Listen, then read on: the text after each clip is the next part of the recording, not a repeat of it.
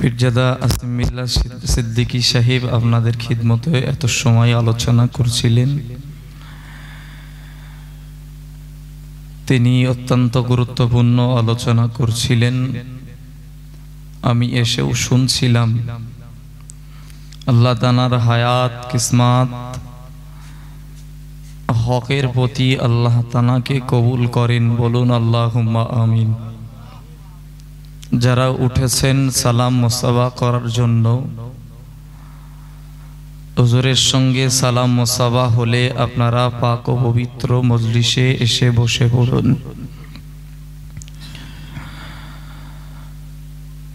আলহামদুলিল্লাহ হামদান কাসীরান তাইয়িবান মুবারাকান ফি توصيفا تعظيما بنعت سيدنا محمدا المختار. أما بعد فأعوذ بالله من الشيطان الرجيم.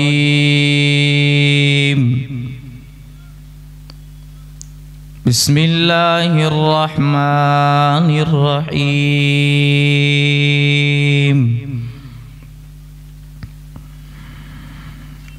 ويل لكل همزة لمزة الذي جمع مالا وأدده يحسب أن ماله أخلده. وقال الله تعالى في كلامه المجيد وفي الفرقانه الحميد: يا أيها الذين آمنوا صلوا عليه وسلموا تسليما. اللهم صل على سيدنا وعلى آل سيدنا.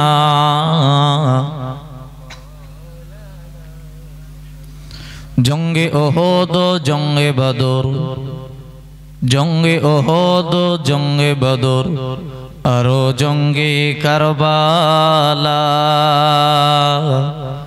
ইমাম হোসেন শহীদ হলেন, আরো হলেন হানজালা।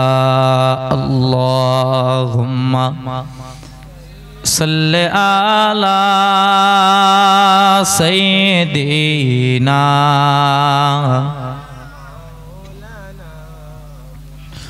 ওয়া আলা আলি সাইয়্যিদিনা। দয়ার নবী বিশ্বনবী,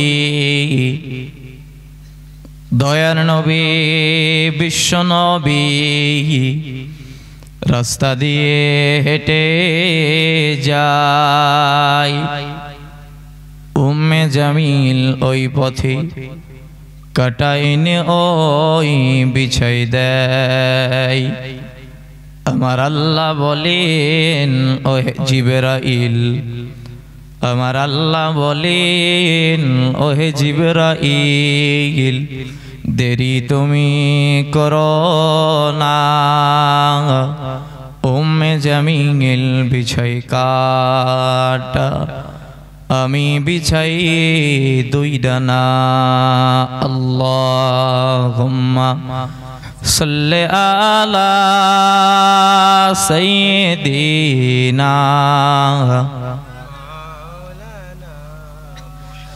ওয়া আলা আলি সাইয়্যিদিনা। একটু কলেমা জিকির, লা ইলাহা ইল্লাল্লাহ, লা ইলাহা ইল্লাল্লাহ, লা ইলাহা ইল্লাল্লাহ মুহাম্মাদুর রাসূলুল্লাহ। আসমানের মালিক যে আল্লাহ, জমিনের মালিক সে আল্লাহ, হায়াতের মালিক যে আল্লাহ, মউতের মালিক সে আল্লাহ। লা ইলাহা ইল্লাল্লাহ, লা ইলাহা ইল্লাল্লাহ, লা ইলাহা ইল্লাল্লাহু মুহাম্মাদুর রাসূলুল্লাহ সাল্লাল্লাহু আলাইহি ওয়াসাল্লাম। সর্বজ্ঞ সর্বপ্রথম স্রষ্টারিলাহিতে অসংখ্য অগণিত প্রশংসা জানাই। জানার আদেশে ইঙ্গিতে আকাশ পাতাল চন্দ্র সূর্য গ্রহ নক্ষত্র আপন দায়িত্ব পালনে নিমগ্ন। তারি শানে সকলে সমবেত কণ্ঠে উচ্চস্বরে বলি আলহামদুলিল্লাহ। আর একটু ভক্তি ভরে বলুন আলহামদুলিল্লাহ।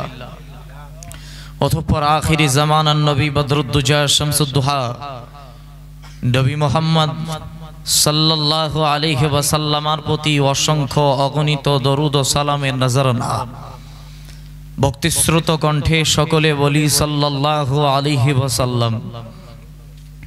আলোকের জল সুসজ্জিত মজলিসের মাননীয় সম্মানীয় সঞ্চালক সাহেব, বিশেষ করে আমার পূর্বে আপনাদের খিদমতে অত্যন্ত গুরুত্বপূর্ণ ওয়াজ ও নসিহত করছিলেন পীরজাদা আসিম বিল্লাহ সিদ্দিকী সাহেব, আমার পরেও আসবেন অল ইন্ডিয়া সুন্নাত ওয়াল জামাত এর একজন একেবারে শুরু লগ্ন থেকে অত্যন্ত বলিষ্ঠ হাতিয়ার হযরত মাওলানা মুফতি রজব আলী সাহেব। পরপরে আমাদের মাঝে তথা এই মজলিসে উপস্থিত হবেন আমাদের মুর্শিদ কেবলা হযরত মাওলানা মুফতি আব্দুল কাইয়ুম সাহেব হুজুর। তিনি আপনাদের মাঝেও আসবেন। সকলের প্রতি ভক্তি শ্রদ্ধা রেখে কোরআন সুন্নাহর আলোকে কিছু কথা বলবার নিয়ত করছি। আল্লাহ তাআলা আমাকে তৌফিক দান করেন। সকলে বলুন আল্লাহুম্মা আমিন। আমি নিয়ত করলাম আল্লাহ তাআলা যেন আপনাদের সম্মুখে আমাকে কিছু কথা বলিও নেন। আমি আমার বক্তব্য শুরুতে কোরআনুল কারীমের ছোট্ট কয়েকটি আয়াত তেলাওয়াত করেছি। যারা কোরআন সম্পর্কে যারা একটু পড়াশোনা করেছেন তারা হয়তো বুঝে ফেলেছেন যে আমি আজ কোন টপিক নিয়ে আলোচনা করতে শুরু করেছি। তবে যারা সাধারণ ঈমানদার মুসলমান তারা হয়তো এতক্ষণে বুঝতে পারেননি। কোরআন শরীফের আয়াতে আল্লাহ তাআলা বলেন ওয়াইলুল লিকুল্লি হুমাযাতিল লুমাযা।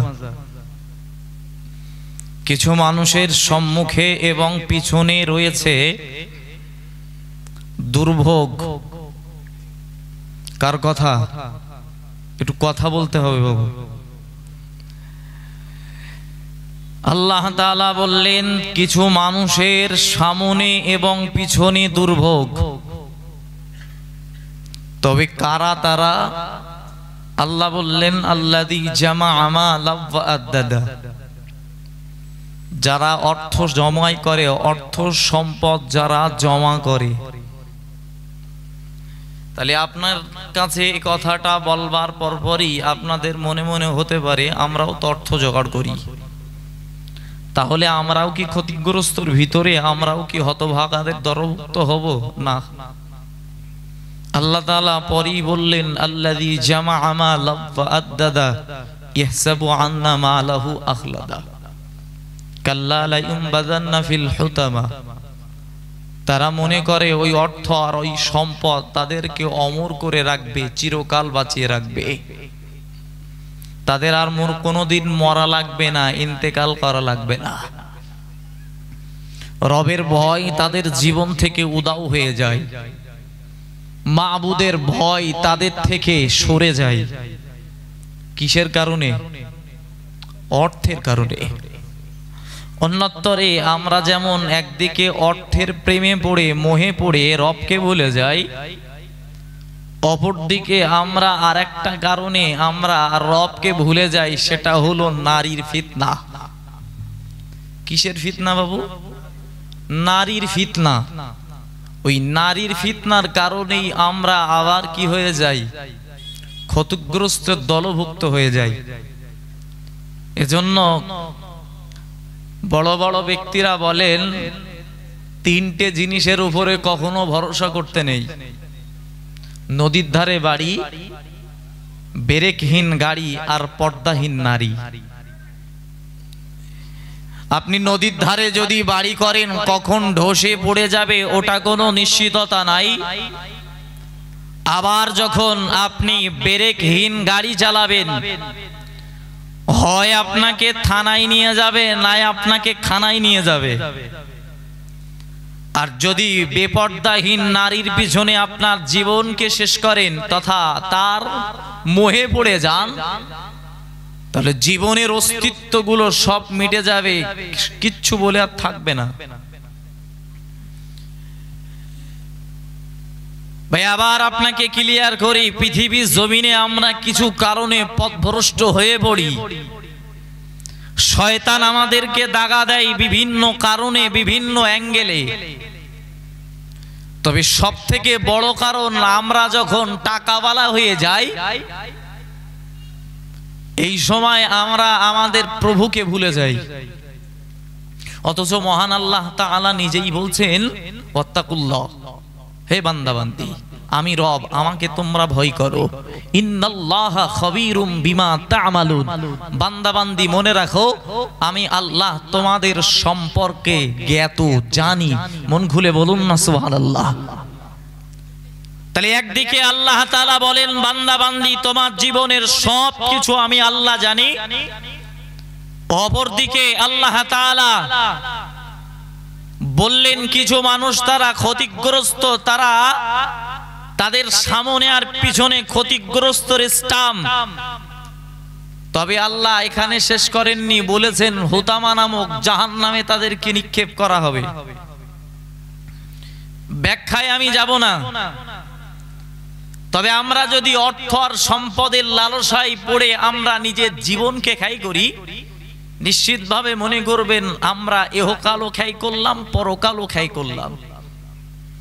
মানুষ আর একটা কারণে ক্ষতিগ্রস্ত হয়, নিজের অস্তিত্বকে টিকিয়ে রাখবার জন্য, নিজের গদিকে বাঁচানোর জন্য মিথ্যার আশ্রয় নেয়। কিসের আশ্রয় নেয়? মিথ্যার আশ্রয় নেয়।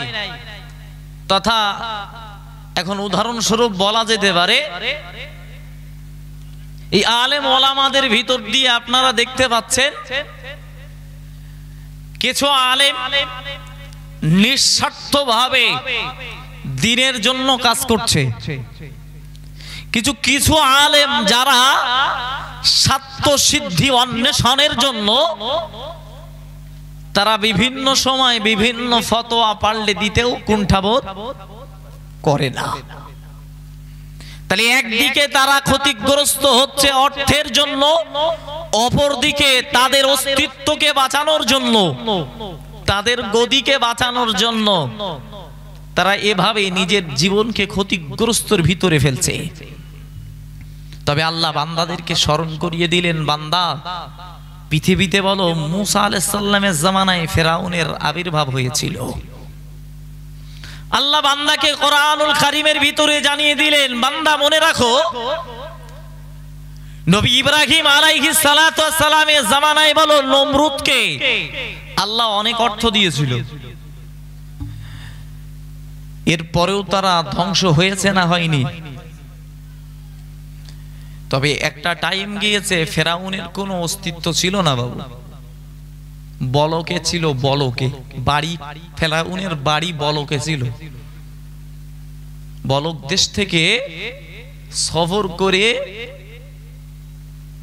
মিশরে আসে, দারিদ্রতা অবস্থায় মানুষের কাছ থেকে ঋণ নেওয়ার কারণে টাকা পরিশোধ করতে পারে না, তাই নিজের গ্রাম ছেড়ে পাওনাদারের পাওনা টাকা বুঝে দেবে না বলে চলে আসে মিশরে। ইতিহাস লম্বা, খুব সংক্ষিপ্ত আপনাকে বলছি। যারা টাকার পিছনে দৌড়েছে, অর্থের পিছনে দৌড়েছে, ক্রম অনুসারে তাদেরকে আল্লাহ তাআলা পৃথিবীতে লজ্জিত করেছে, আখিরাতেও তাদেরকে লজ্জিত করবে। ভাইরা আমার মনে রাখুন, মুসলমান ঘরের সন্তান, খুব খেয়াল করুন। আল্লাহ পাকের নবী মুহাম্মদুর রাসূলুল্লাহ সাল্লাল্লাহু আলাইহি ওয়াসাল্লাম দয়া নবী আমার জানিয়ে দিয়েছেন, ও দুনিয়াবাসী মনে রাখো, আমি আল্লাহ পাকের নবী মুহাম্মদুর রাসূলুল্লাহ সাল্লাল্লাহু আলাইহি ওয়াসাল্লাম তোমাদেরকে জানিয়ে দিলাম, এই পৃথিবী জমিনে যারা অর্থের পিছনে দৌড়াদৌড়ি করবে, নিশ্চিতভাবে তারা ক্ষতিগ্রস্তের দলভুক্ত হয়ে যাবে। প্রিয় নবী মুহাম্মদুর রাসূলুল্লাহ সাল্লাল্লাহু আলাইহি ওয়াসাল্লাম আবার শোনা জবানে জানিয়ে দিয়েছেন, ও আমার সাহাবারা মনে রাখো, ও আমার সাহাবীরা জেনে রাখো, আমি আখিরি জামানার নবী, নবী মুহাম্মদুর রাসূলুল্লাহ সাল্লাল্লাহু আলাইহি ওয়াসাল্লাম তোমাদেরকে জানিয়ে দিলাম, মহান আল্লাহ পাক রব্বুল আলামিন কোরআনের আয়াত নাযিল করে तमाम পৃথিবীর মানব জাতিকে জানিয়ে দিয়েছেন, ও জগৎবাসী মনে রাখো, মহান আল্লাহ পাক রব্বুল আলামিন কোরআনটাকে নাযিল করেছে तमाम পৃথিবীর মানুষের জন্য। হতে পারে ইহুদি, খ্রিস্টান, শেখ, পারসিক, শিশু, যুবক, রাখাল, কৃষক, তবে আমি নবী মুহাম্মদুর রাসূলুল্লাহ সাল্লাল্লাহু আলাইহি ওয়াসাল্লাম তোমাদেরকে জানিয়ে দিলাম, মহান আল্লাহ পাক রব্বুল আলামিন কোরআন থেকে হেদায়েত প্রাপ্ত করবেন শুধুমাত্র কেবলমাত্র ঈমানদাররাই। একবার মন খুলে বলুন সুবহানাল্লাহ। একদিকে আল্লাহ বললেন হুদাল্লিন নাস, অপরদিকে বললেন হুদাল্লিল মুত্তাকিন। কোরআন নাজিল হয়েছে সবার জন্য, কিন্তু মুত্তাকিনরা এ থেকে হেদায়েত পাবে। এই কথাটা চট করে কেন বললাম? কারণ দয়ার নবী মুহাম্মদুর রাসূলুল্লাহ সাল্লাল্লাহু আলাইহি ওয়াসাল্লামের উপরে কোরআন নাজিল হয়েছে উম্মতে মুহাম্মাদির জন্যই।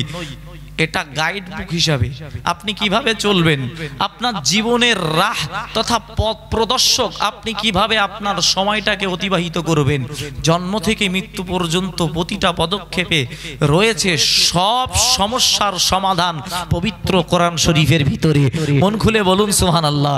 বিশ্ব নবী মুহাম্মদুর রাসূলুল্লাহ সাল্লাল্লাহু আলাইহি ওয়াসাল্লামের হাদিসের ভিতর দিয়ে রয়েছে মানব জীবনের চলার পথের প্রশস্ততা। মন খুলে বলুন সুবহানাল্লাহ। একজন মানুষ চলবে কিভাবে যাতে ক্ষতিগ্রস্ত না হয়ে যায়, তাই আল্লাহর নবী এ কথাও ঈমানদারকে যে বললেন, বাবা ও আমার উম্মাত উম্মাতিরা, তোমরা খবরদার খবরদার, সবাই বলো এ থেকে কোরআন থেকে উপকার সাধিত হবে, খ্রিস্টানরা সাধিত হবে, জৈনরা সাধিত হবে, বৈজ্ঞানিকরা সাধিত হবে, সবাই কোরআন থেকে তারা জ্ঞান নেবে এবং সেই জ্ঞান অনুযায়ী নিত্য নতুন জিনিস আবিষ্কারও করবে। একটা দৃষ্টান্ত দিই, আমাদের সন্তানদেরকে আজকে আপনি স্কুল কলেজে পাঠাবেন, তো পাঠানো মাত্রই তারা শিখে বাড়ি আসবে যে জগদীশ চন্দ্র বসু বলেছে উদ্ভিদের প্রাণ আছে। ঠিক বলছি না ভুল বলছি? অথচ পবিত্র কোরআন শরীফের ভিতরে আল্লাহ তাআলা জানিয়েছেন সাব্বাহা লিল্লাহি মা ফিস সামাওয়াতি ওয়া মা ফিল আরদ, আসমান এবং জমিনের মাঝখানে যা কিছু আছে সব কিছুই আল্লাহর তাসবিহ বর্ণনা করেন। মন খুলে বলুন না সুবহানাল্লাহ। আসমান और जमीन के बीच में जो कुछ है सब अल्लाह ताला की तज़ीम फरमाते हैं। মন খুলে বলুন না সুবহানাল্লাহ। তাহলে একটা ইট, একটা পাথর, একটা বালিকণা, একটা এই মাইক তথা এই জড় পদার্থ আল্লাহর ইবাদতে মগ্ন থাকে। মন খুলে বলুন সুবহানাল্লাহ। এটা কার কথা? রবের কথা। তবে সব এরা তাসবিহ বর্ণনা করলেও, এরা এই বৈজ্ঞানিকরা কোরআন থেকে এরা উপদেশ নিলেও এরা নিজের জীবনকে কি করবে না, পরিবর্তন করবে না। কারণ তারা বৈজ্ঞানিকতা করে কোরআন থেকে উপকার সাধিত হয়ে তাদের নিজের দাম্ভিকতা দেখানোর জন্য, অর্থ কামাইয়ের জন্য তারা সেটাকে রিচার্জ করবে। তবে যারা ঈমানদার, যারা মুত্তাকিন, তারাই পরিবর্তন হবে। ভাইরা আমার মনে রাখুন মুসলমান ঘরের সন্তান, আমি যে দৃষ্টান্তটা আপনার মাঝে তুলে ধরবার প্রয়াস হয়েছে, আল্লাহ পাকের নবী মুহাম্মদুর রাসূলুল্লাহ সাল্লাল্লাহু আলাইহি ওয়াসাল্লামের জামানায় দয়ান নবী আমার জানিয়ে দিয়েছেন, ও আমার সাহাবারা মনে রাখো, ও আমার সাহাবীরা জেনে রাখো, যারা পৃথিবীর জমিনে, যারা দুনিয়ার বুকে আল্লাহকে সন্তুষ্ট করতে চাইবে, আল্লাহ পাক রব্বুল আলামিনকে সন্তুষ্ট করার জন্য নিজের জীবনকে অতিবাহিত করতে চাইবে, নিশ্চিতভাবে তারা অর্থের পিছনে দৌড়াদৌড়ি করবে না, তারা সম্পদের পিছনে দৌড়াদৌড়ি করবে না। ও মুসলমান ঘরের সন্তান, আল্লাহ পাকে নবী জানিয়েছেন, তারা আমি নবী মুহাম্মদুর রাসূলুল্লাহ সাল্লাল্লাহু আলাইহি ওয়াসাল্লাম আমাকে तमाम পৃথিবীর সব ভালোবাসার তুলনায় আমি দয়াল নবী মুহাম্মদুর রাসূলুল্লাহ আমাকে বেশি ভালোবাসবে। একবার মন খুলে বলুন সুবহানাল্লাহ, আরো চিল্লে বলুন সুবহানাল্লাহ। প্রিয় নবী মুহাম্মদুর রাসূলুল্লাহ সাল্লাল্লাহু আলাইহি ওয়াসাল্লাম এজন্য হাদিস শরীফ দ্বারা বিবরণ দিয়েছে, দয়াল নবী মুহাম্মদুর রাসূলুল্লাহ সাল্লাল্লাহু আলাইহি ওয়াসাল্লাম শোনা জবানে জানিয়েছেন, লা ইউমিনু আহাদুকুম হাত্তা কুনা হাব্বা ইলাইহি মিন ওয়ালিদিহি ওয়া ওয়ালাদিহি ওয়ান নাসি আজমাইন। মহান আল্লাহ পাকের নবী বললেন, তোমরা অতক্ষণ ঈমানদার হতে পারবে না, তোমরা অতক্ষণ মুমিন বান্দা হতে পারবে না যত সময় না পর্যন্ত আমি দয়ার নবী মুহাম্মদুর রাসূলুল্লাহ সাল্লাল্লাহু আলাইহি ওয়াসাল্লাম আমাকে তোমার পিতামাতা, তোমার আত্মীয় স্বজন, তোমার সন্তান সন্ততি, তোমার পরিবার পরিজনের তুলনায় আমি দয়ার নবী মুহাম্মদুর রাসূলুল্লাহ সাল্লাল্লাহু আলাইহি ওয়াসাল্লাম আমাকে যত সময় না পর্যন্ত বেশি ভালো না বাসবে তত সময় পর্যন্ত তোমরা পূর্ণাঙ্গ ঈমানদার হতে পারবে না। তোমরা কেউ পূর্ণাঙ্গ ঈমানদার হতে পারবে না। বাবু এই জায়গায় কথাটাকে আমি রেখে আমি পিছনের কথাটা একটু ফিরে যাচ্ছি, কারণ এই জায়গাটাই রাখছি কেন সেটাও আপনারা আমার বক্তব্যর শেষ টাইমে মিল পাবেন ইনশাআল্লাহ। আমি কথাটা বলছিলাম যে পৃথিবীর জমিনে যারা ধ্বংস হবে অর্থের মোহে পড়ে, ঠিক বলছি না ভুল বলছি? নমরুদ ধ্বংস হয়েছে ওই অর্থের মহব্বতে, লালসায়, তাকে আল্লাহ ধ্বংস করেছেন শুধুমাত্র একটা কি দিয়ে? মশা দিয়ে।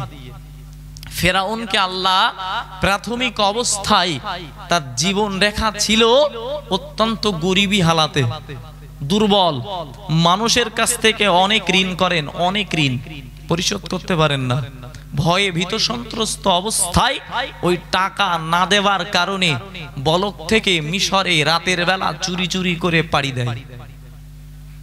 আল্লাহর বান্দা অবাক হয়ে যাবেন, ঐতিহাসিকগণ লিখেছেন ফেরাউন যখন বলক থেকে চলে আসলো মিশরের রাস্তায়, মিশরে আসবার সময় দেখতে পাওয়া গেল তার বন্ধু হামানের সঙ্গে সাক্ষাৎ। কার সঙ্গে সাক্ষাৎ? হামানের সঙ্গে সাক্ষাৎ। হামানকে ডেকে বলল, ভাই কি ব্যাপার, তুমি থাকার কথা বাড়ি, কেন এখানে কেন? বললো কারণটা অন্য কিছু নয়, বরং কারণটা আমি টাকার ভয়ে মানুষের কাছ থেকে এত পরিমাণ ঋণ করেছি, সে ঋণ আর দিতে পারছি না, যার কারণে আমি আমার এলাকা ছেড়ে মিশরে এসেছি। হামানও বলল, বন্ধু তোমার সাথে তো আমার মিল আছে, যে আমিও তো ওই কারণেই চলে এসেছি, আমি ওই কারণেই তো চলে এসেছি। আল্লাহর বান্দা মনে রাখুন, ও মুসলমান কোন সন্তান, আপনি বড় অবাক হবেন। হামান তার বন্ধু ফেরাউনকে ডেকে বলল, ও বন্ধু ফেরাউন, চলো যাই আমরা দুজনে এবারে কাজের সন্ধান করি, আমরা একটু কাজের সন্ধান করি, নাই তো যে আমরা না খেয়ে পৃথিবী জমিনে মারা যাব, আমরা যে ইন্তেকাল করে যাব, না না আমরা একটু কাজের খোঁজ করি। ও মুসলমান কোন সন্তান, আল্লাহর বান্দা মনে রাখুন, দেখতে পাওয়া গেল ফেরাউন এক টাইমে আর হামান এক টাইমে, দুই বন্ধু অনেক রাস্তা চলার পরে তারা ক্লান্ত হয়ে পড়ল। তারা ক্লান্ত হয়ে পড়ে তারা চিন্তা করতে লাগলো, আমরা তো ক্লান্ত হয়ে গেলাম, এখন আমাদের প্রয়োজন পিপাসার জন্য পানি, কিন্তু কোথায় গেলে পাবো? ও মুসলমান ঘরের সন্তান, ফেরাউন এই চিন্তা করতে করতে, হামান এই চিন্তা করতে করতে দেখতে পাওয়া গেল ওই পথের মধ্যে একজন তরমুজ বিক্রেতা, একজন তরমুজ মালিক তার সঙ্গে সাক্ষাৎ হয়ে গেল। তরমুজ চাষ করে এবং সে বিক্রয়ও করে, এমন একটা মানুষের সঙ্গে সাক্ষাৎ। ফেরাউন খুব বুদ্ধিমান ছিল এবং অত্যন্ত কৌশল অবলম্বন করতে পারত। আসলে তো ওর নাম ফেরাউন না, আসলে যাই হোক, তো ফেরাউন খুব কলে কৌশলে তরমুজ বাগানের মালিককে বলল, দেখো বাবু, আমি মুসাফির, আমি অনেক দূর থেকে এসেছি, ক্ষুধার্ত, যদি আমাকে একটু খানা পিনা দেওয়া হতো বা তোমার তরমুজ বাগানের তরমুজ একটু খেতে দেওয়া হতো, তাহলে আমি বা আমরা দুইজন অত্যন্ত খুশি হতাম এবং তোমাকে শুকরিয়া আদায় করতাম। তরমুজ বাগানের মালিক অত্যন্ত সাদাসিধে। ফেরাউন আর হামানকে খেতে দিল, পেট ভর্তি করে তরমুজ খেলো। খাওয়ার পরে তরমুজ ওলা বলতে লাগলো, তোমরা আগন্তুক ব্যক্তি, মুসাফির ব্যক্তি, তোমরা এসেছো এই মিশরে, তো মিশরে তোমাদের কি কাজ, কি জন্য তোমরা এসেছো? বললো, আমরা কাজের সন্ধানে এসেছি, একটু কাজের জন্য, একটু আমাদের কাজ প্রয়োজন, তাই আমরা এসেছি। বললো, কাজ করবে? এখন তরমুজ বাগানের মালিকের কাজের লোকের প্রয়োজনও ছিল। কেমন ভাবে মিলে যাচ্ছে দেখেন, তরমুজ বাগানের মালিকের কাজেরও মানুষ লাগবে, এমন একটা সিচুয়েশন। সেই মুহূর্তেই ফেরাউন আর হামান ওই তরমুজ বাগানে গিয়ে তার সঙ্গে কলে কৌশলে তরমুজ বাগানের ওয়ালার কাছ থেকে কাজটা নিয়ে নিল। আল্লাহর বান্দা মনে রাখুন, মুসলমান ঘরের সন্তান মনে রাখুন, ও আল্লাহর বান্দা খুব খেয়াল করুন, আল্লাহ পাকের বান্দা ফেরাউন আর হামান এই দুইজন মিলে তরমুজ বাগানের মালিকের কাছ থেকে তরমুজ বাগান দেখাশোনার দায়িত্ব নিল এবং তরমুজ বাগানের মালিককে বলল, ও মালিক, ও মহাজন, তোমার কাছে একটা দাবি, তোমার কাছে একটা প্রস্তাব, তুমি যদি আমাদের প্রতি রাজি হও, তুমি যদি আমাদের খুশি হও, তাহলে তোমার কাছে আমার একটা দাবি। ওই দাবিটা হলো, ওই দাবিটা অন্য কিছু নয়, আপনি যে বাজারে বিক্রয় করতে যান তরমুজ, না না না, আপনাকে আর বাজারে বিক্রয় করতে যেতে হবে না, বরং আমি আর আমার বন্ধু হামানকে নিয়ে, তথা ফেরাউন বলছে, আমি ফেরাউন আর আমার দোস্ত হামানকে নিয়ে তরমুজ বাগানের তরমুজ তুলে বিক্রয়টুকু করে দেব, তাতে আপনার কষ্টটুকু অনেক কমে যাবে। কতটা চালাক দেখেন। তরমুজ বাগানের মালিক সন্তুষ্ট হলো, তরমুজ বিক্রয়ের জন্য দিল। তরমুজ মিথ্যার আশ্রয় নিয়ে তরমুজ বিক্রয় করতে করতে দেখতে পাওয়া গেল মালিক যে দামে বিক্রি করে তার থেকেও চড়া দামে বিক্রি করতে লাগলো। চড়া দামে বিক্রয় করে মালিকের কাছে এসে বলল, মালিক, আজকের টাকাগুলোই। মালিক দেখলো আমি এত টাকা বিক্রি করতে পারি না। তো ফেরাউন যে আর হামান যে এত টাকা বিক্রি করেছে, এদের একটু পদ আর একটু ভালো দেওয়া দরকার। আল্লাহর বান্দা মনে রাখুন, ও মুসলমান ঘরের সন্তান, মালিক তার প্রতি সন্তুষ্ট হলো, ফেরাউনের প্রতি সন্তুষ্ট হলো, হামানের প্রতি সন্তুষ্ট হয়ে গেল। হামান আর ফেরাউনের প্রতি সন্তুষ্ট হয়ে যাওয়ার পরে ওই মালিক ফেরাউনকে ডেকে বলল, ও ফেরাউন, মনে রাখো, আজ থেকে এই বাগানের সব দায়িত্ব তোমাদের দুজনার উপরে দিয়ে দেওয়া হলো। তোমরা দুজন মিলে খুশি মতন বিক্রয় করো, ইচ্ছা খুশি মতন তোমরা বিক্রয় করে আমার হাতে টাকা এনে দেবে। বিশ্বস্ত অর্জন করার জন্য প্রাথমিক অবস্থায় বিশালভাবে বিশ্বস্ত হওয়ার জন্য মালিকের কথা অনুযায়ী বিক্রয় করে করে আনলো। একটা ইমেজ দেখতে পাওয়া গেল, মালিককে ফেরাউন ডেকে বলল, ও আমার মালিক, মনে রাখো, আমি যে আপনার দীর্ঘদিন ধরে তরমুজ বিক্রয় করেছে, নিশ্চিতভাবে এ তরমুজ বাগানের অতএব এ তরমুজ বাগান থেকে আপনার লাভ করে দিচ্ছে, অতএব আপনি আমাদের দুজনার কাছে এবার তরমুজ বিক্রয় করুন। আপনি বরং এই বাজারে গেলে আপনার একটা লাভ হবে, তো এক কাজ করুন, আপনি আমাদের দুজনের কাছে বিক্রি করে দেন। তো মালিক দেখলো যে যদি তাই হয় তা দাও, মালিক সাদাসিধে তো মালিক নিল, বিক্রয় এর টাকা বুঝে নিল। ফেরাউন আর হামান বাজারে গিয়ে চড়া দামে বিক্রয় করে লাভ করতে লাগলো। 1 তারিখে লাভ করতে করতে 1 তারিখে ফেরাউন বলল, হামান, এভাবে তো আমরা উন্নতির চরম শিখরে উপনীত হতে পারবো না। একটা কৌশল যদি না অবলম্বন করি তাহলে আমরা তো উচ্চ আসনে অলঙ্কিত করতে পারবো না। তাহলে আমাদের উচ্চ আসনে অলঙ্কিত করার জন্য একটু কিছু অবলম্বন করতে হবে।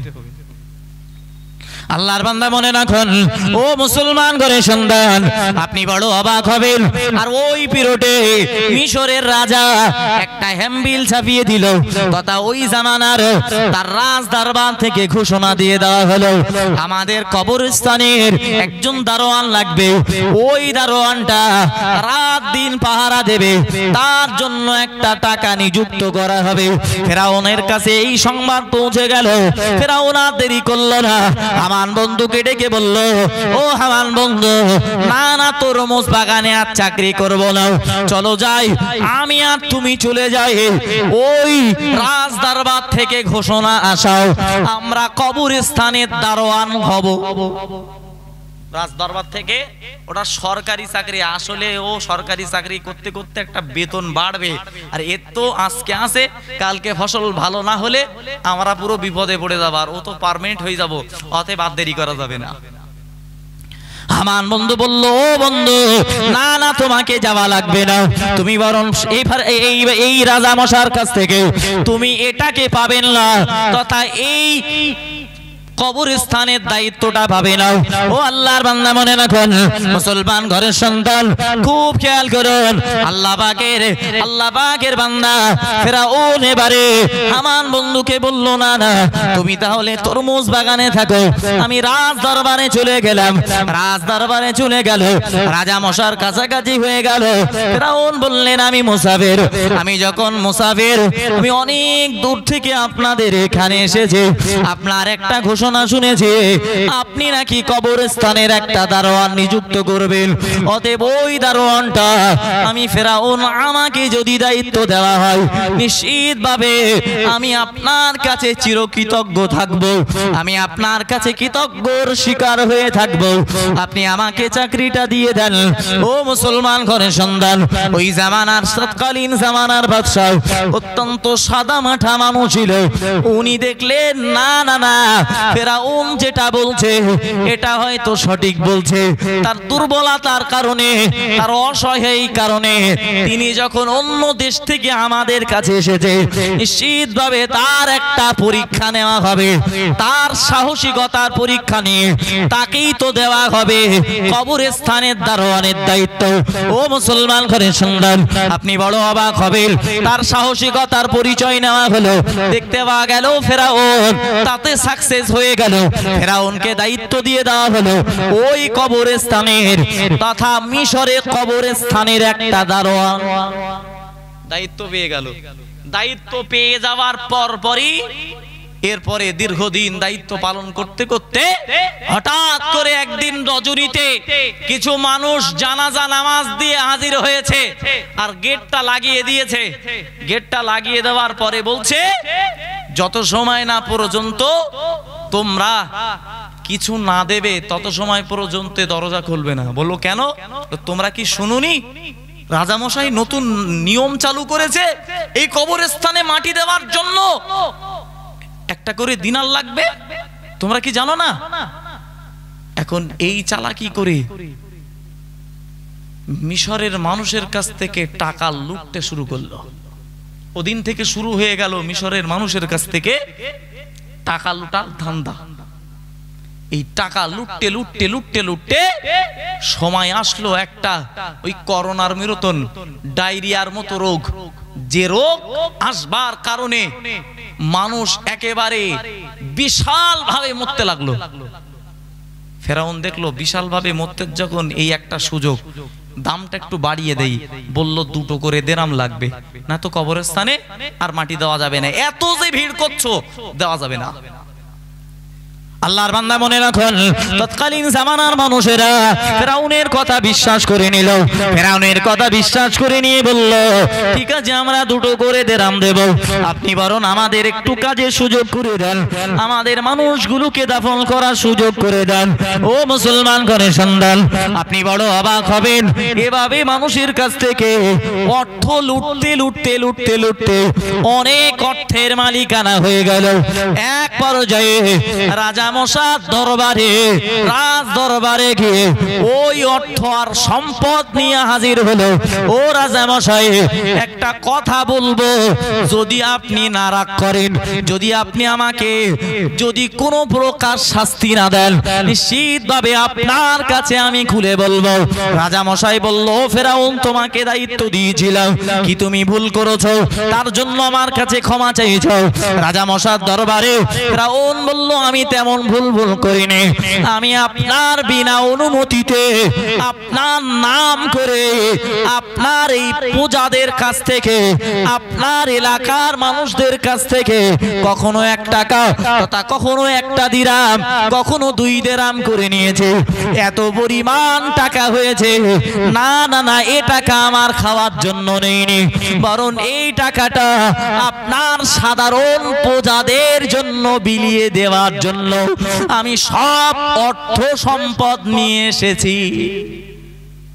আমি অর্থ সম্পদ সব নিয়ে এসেছি রাজামশাই। রাজামশাই দেখলো এর মতন আমানতদারি আর এর মতন ভালো ব্যক্তি তো আর কেউ নেই।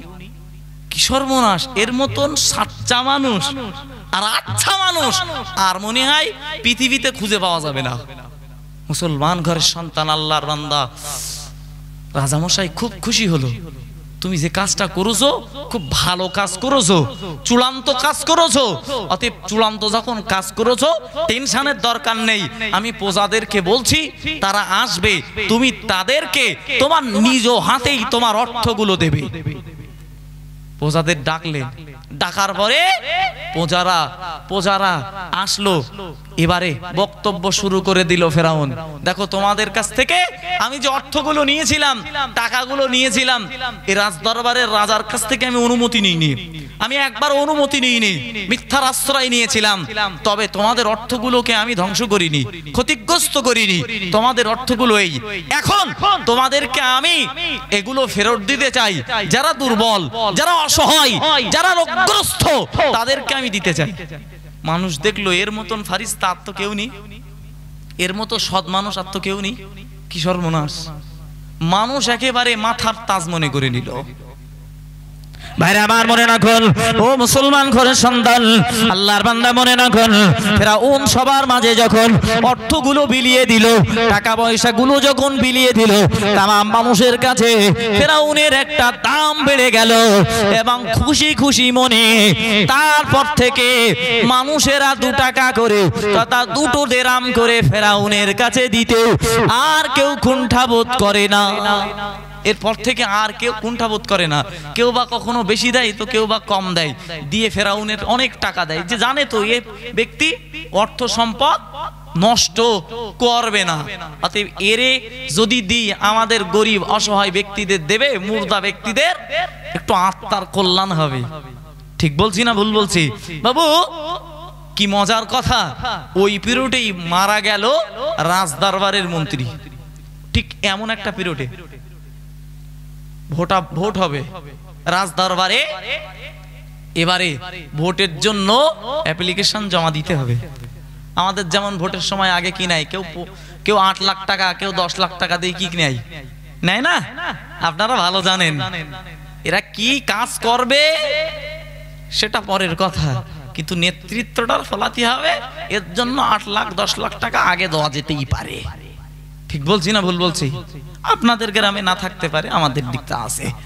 ভাইরা আমার মনে রাখুন, আমি আপনাকে বিস্তার করে বলার সময় পাবো না। ও মুসলমান ঘরের সন্তান, আল্লাহর বান্দা, ফেরাউন যখন এই চক্রান্ত করার পরে ওই বিরোধী যখন রাজদরবারের মন্ত্রী মশাই মারা গেল, ইন্তেকাল হয়ে গেল, ইন্তেকালের পরে দেখতে পাওয়া গেল রাজদরবার থেকে ঘোষণা দিয়ে দেওয়া হলো, মন্ত্রীর আসন অলঙ্কিত করার জন্য কে সাহসী আছো, কে মানুষদের উপকার করবে, এমন মানুষ উৎসাহ ব্যক্তিগত বল আমার কাছে রাজ দরবারে তোমরা চিঠি লিখে দাও, তোমরা প্রস্তাব দিয়ে দাও। এদিকে হামান বন্ধুকে ফেরাউন ডাকলো, ও হামান বন্ধু, আমি ফেরাউন বলছি তুমি তো চাকরি করলে না। আমি রাজ দরবার থেকে চাকরি পাওয়ার পরে আমি এই পোস্টে ছিলাম, একটা ছোট্ট একটা পোস্টে ছিলাম, সেটা শুধুমাত্র কবরস্থানের পাহারাদার হিসাবে। কবরস্থানের পাহারাদার হিসাবে আমি যখন ছিলাম, ওই কবরস্থানের পাহারাদার হিসাব থেকে আমি মানুষের কাছে এতটা সম্মানের পাত্র হয়ে গেছে। এবার যদি আমি রাজ দরবারে অ্যাপ্লিকেশন দিই আর রাজ দরবার থেকে ভোট যদি শুরু হয়, তাহলে এ জামানার সবাই আমার পক্ষে ভোট দেবে। এ জামানার সবাই আমার পক্ষে ভোট দেবে, অন্য কারোর দেবে না। বলো তোর বুদ্ধি যে বিশাল, তোর বুদ্ধি, এত বুদ্ধি যে তোর মাথায়, এত বুদ্ধি থাকে কনে তোর মাথায়? অ্যাপ্লিকেশন দিল, ভোটাভুট হলো, দেখতে পাওয়া গেল ওই জামানায় ফেরাউন মন্ত্রীর আসন নিয়ে নিল। কি সর্বনাশ! মন্ত্রীর আসন নেওয়ার পরেই ওই জামানার মানুষদের কাছে ট্যাক্স নেওয়া হতো। যেমন আমাদের জমি জায়গা গাড়ি বাড়ি ট্যাক্স দিতে হয় না বাবু, তো ট্যাক্স নেওয়া হতো। একদিন মন্ত্রী মশাই ঘোষণা করলো তোমাদের ট্যাক্স অনেক বেশি, আমি মন্ত্রী মশাই তোমাদের 3 ভাগের 1 ভাগ আমার তরফ থেকে মাফ করে দিলাম। দেখলো ওরে সর্বনাশ, কি সর্বনাশ! একজন মন্ত্রী হিসেবে আমাদের 3 ভাগের 1 ভাগ ট্যাক্স যদি মাফ করে দিতে পারে, তাহলে নিশ্চিতভাবে এ যদি অন্য কোনো দায়িত্ব পায়, তাহলে আমাদের আরো কিছু মাফ হবে। রাজ দরবারে প্রজারা হাজির হলো, রাজামশাই, মন্ত্রী মশাই রাজ দরবার থেকে ঘোষণা দিয়েছে ট্যাক্সের 3 ভাগের 1 ভাগ মাফ, তো আপনি ক ভাগ মাফ করবেন? আপনি কি 2 ভাগই করবেন না আপনি আর 1 ভাগ করবেন? রাজা দেখলো কি সর্বনাশ, এ তো পেছে পড়ে গেলাম। রাজা বলল আমিও তোমাদের পক্ষ থেকে 1টা ভাগ মাফ করে দিলাম, আর 1টা ভাগ তোমাদের দিতে হবে। দেখলো কি সর্বনাশ, তাহলে এই মন্ত্রী ফেরাউন হয়ে লাভটা হয়েছে। ফেরাউনে মন্ত্রী হয়ে সমাজের লাভ হচ্ছে তো। এদিকে হামান দোস্তর সঙ্গে বলছে দেখ বন্ধু, আমি বলো মন্ত্রী হয়ে গেছি, তুই লাইনে থাক, তোরও আমি একটা কাজ দেবো, শুধু একটুখানি প্ল্যানের অপেক্ষা, একটুখানি সময় দে। ভাইরা আমার মনে রাখুন, মুসলমান ঘরের সন্তান আপনি অবাক হয়ে যাবেন। ও আল্লাহর বান্দা, ও আল্লাহর বান্দা মনে রাখুন, ফেরাউন এবার রাজ দরবার থেকে যখন ঘোষণা দিয়ে দিল আমি তোমাদের 3 ভাগের 1 ভাগ মাফ করে দিলাম, ও আল্লাহর বান্দা মনে রাখুন, রাজ দরবারের প্রজারা রাজ দরবারে গিয়ে বলল আমাদের তাহলে আপনি কি করবেন? রাজ দরবারের রাজা বললেন আমিও তোমাদেরকে 1 ভাগ মাফ করে দিলাম, ও আল্লাহর বান্দা মনে রাখুন। এরপরে দেখতে পাওয়া গেল রাজ দরবার থেকে সকল সুবিধা দেওয়ার জন্য ফেরাউন নিজের জীবন উৎসর্গ করতে লাগলো। আর ওই পিরিয়ডেই আবার রাজ দরবারের রাজামশাই পৃথিবীর জমিন থেকে বিদায়। রাজামশাই বিদায়, কে রাজা হবে? ও আল্লাহর বান্দা, ওই জামানার প্রজাদের কাছে ভোট নেওয়া হলো। দেখতে পাওয়া গেল রাজ দরবারের রাজার পরিবর্তে এবার ওই আসনে বসবার জন্য সকল মানুষ দেখলো যদি মন্ত্রী মশাই রাজ আসনে বসে আর মন্ত্রীর আসনে অন্য কেউ বসে, নিশ্চিতভাবে মন্ত্রীর আসনে বসার কারণে ফেরাউন আমাদের অনেক উপকার করেছে, আমাদের অনেক অনেক অনেক অনেক উপকার করেছে।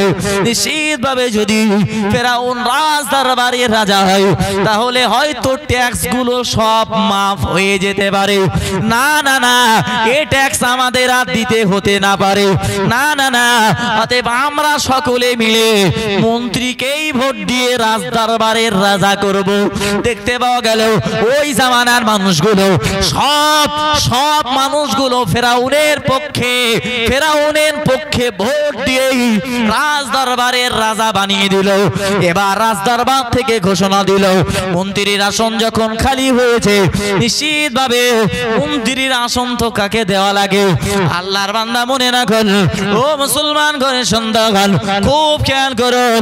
রাজ দরবার থেকে ফেরাউন ঘোষণা দিয়ে দিল, আমি তোমাদের সব উপকার করি যখন, তখন আমার একটা দাবি তোমাদের রাখতে হবে।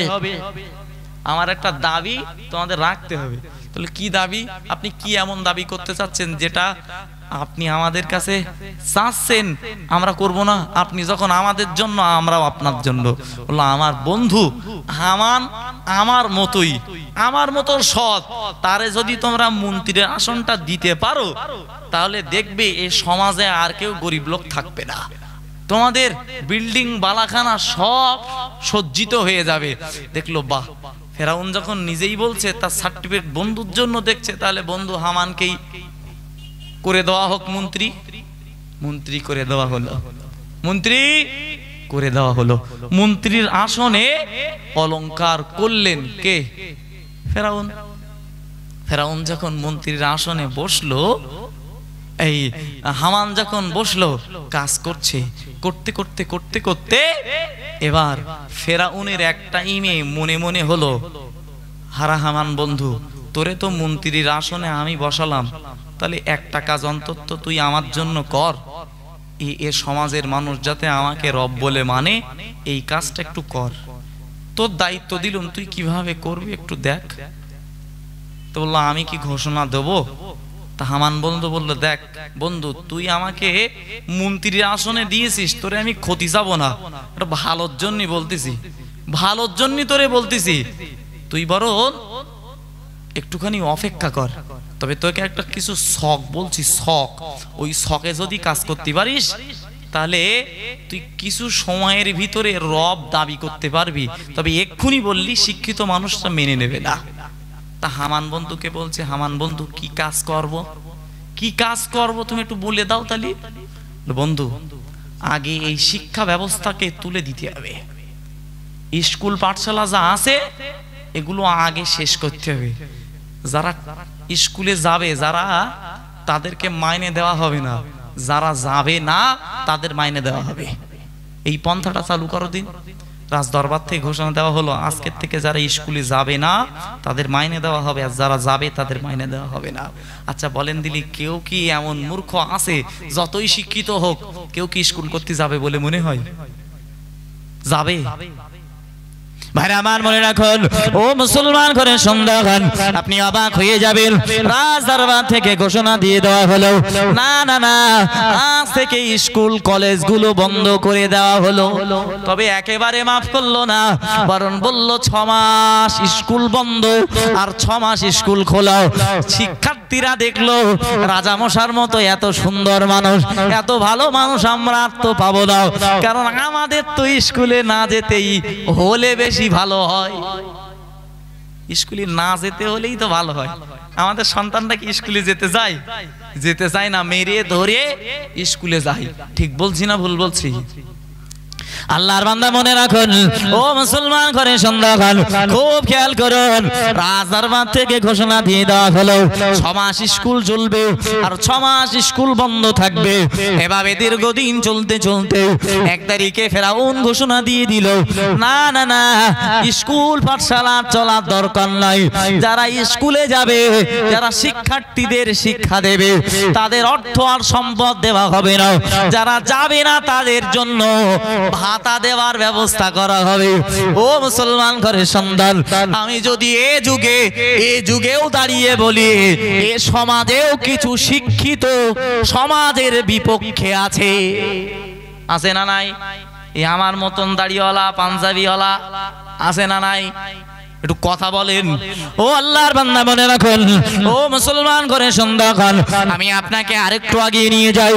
আল্লাহ পাকের বান্দা ফেরাউন বলল, না না না, শিক্ষা ব্যবস্থা যদি না থাকে নিশ্চিতভাবে আমার গদি টিকিয়ে রাখা যাবে, আমার অস্তিত্ব টিকিয়ে রাখা যাবে, আমার খোদা বলাটা সহজ হয়ে যাবে।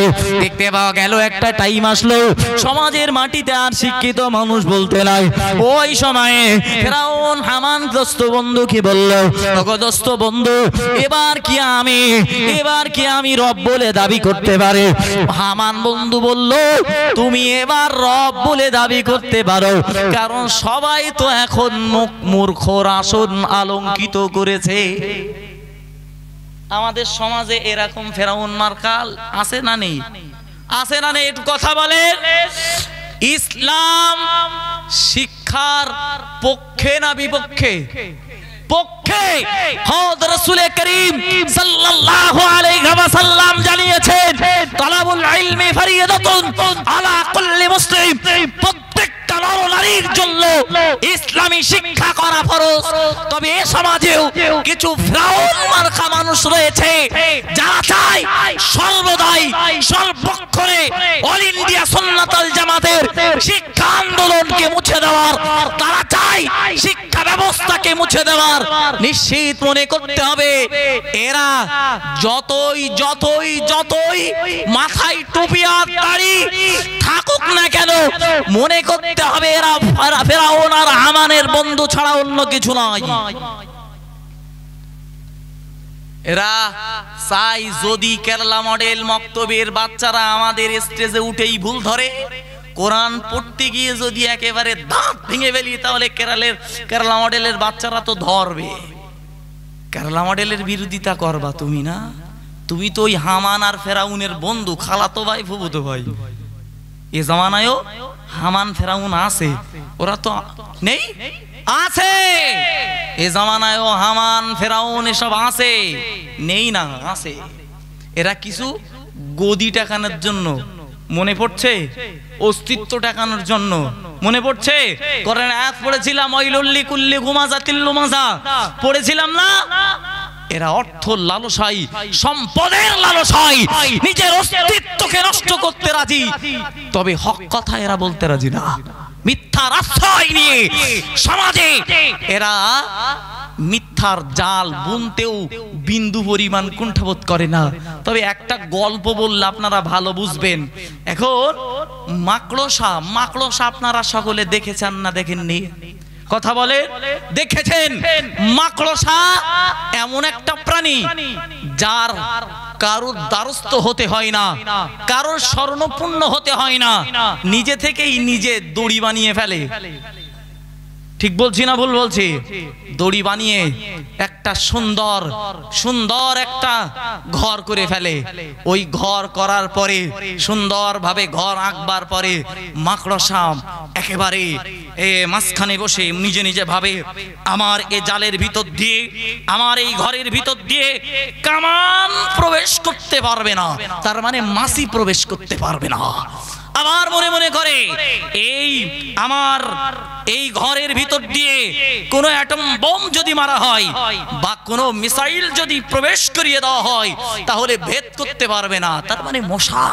বাবু, মুসলমান ঘরের সন্তান, খুব খেয়াল করুন, এরকম একটা দাম্ভিকতার সঙ্গে মাকড়সা তার ওই গন্ডির ভিতরে বসে ভাবে যে আমার মতো বুদ্ধি, আমার মতো অস্তিত্ব আর কারণ নেই, এমন একটা গম্ভীর ভাবে বসে থাকে। বাবু, একটু দয়া করে কি বলবেন, ওই মাকড়সার জাল দিয়ে হয়তো মাছি গলতে পারবে না, মশা গলতে পারবে না, তবে বাড়িওয়ালা যদি দেখে তাহলে মনে হয় ওই একটা কি জেসিবি ভাড়া করবে, জেসিবি ভাড়া করবে তো আল্লাহ, জেসিবি ভাড়া করবে না।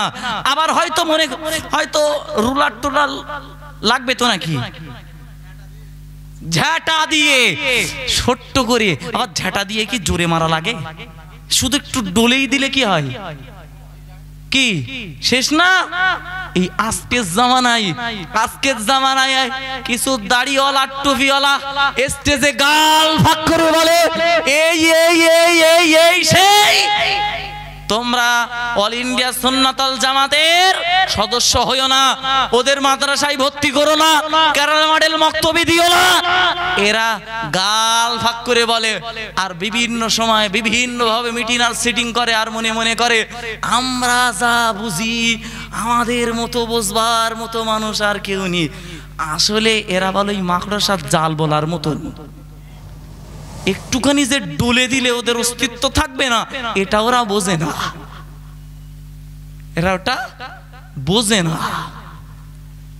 ভাইরা আমার মনে রাখুন, ও মুসলমান ঘরের সন্তান, আমি আর একটু আগিয়ে যাই।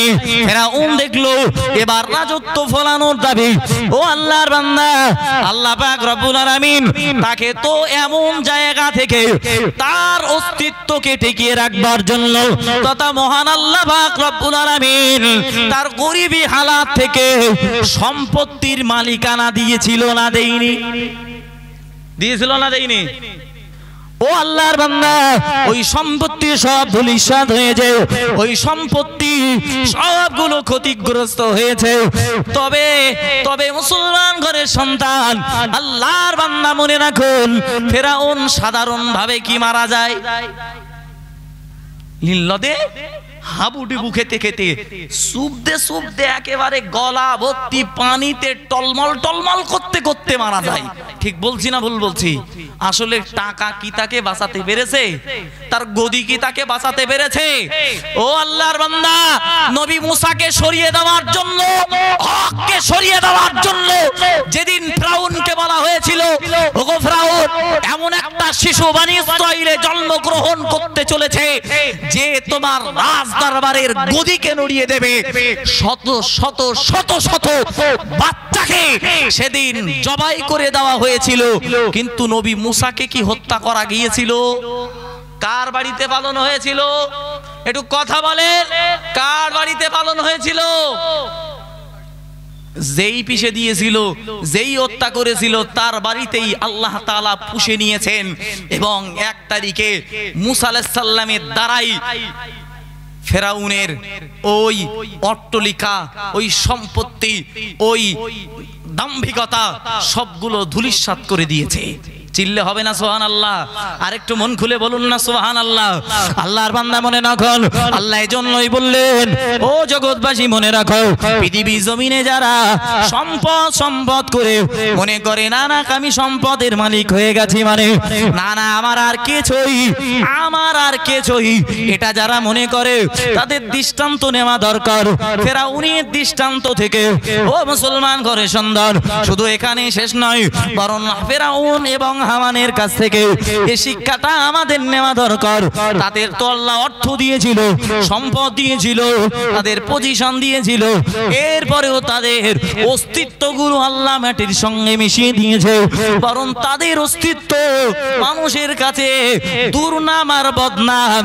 তাদের কটূক্তি ভাষায় যে যেমন ভাবে তাদেরকে লাঞ্ছিত করতে পারে। ও মুসলমান ঘরের সন্তান, এরপরেও তো মহান আল্লাহ পাক রব্বুল আলামিন কঠিন কিয়ামতের দিন আল্লাহ পাক রব্বুল আলামিন তাদেরকেও তো বিয়োজ্যতি করবেন।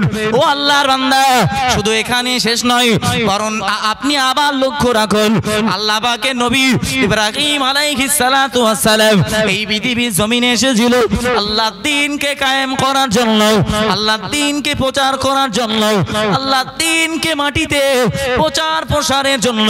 তবে ওই তারিখেও দেখতে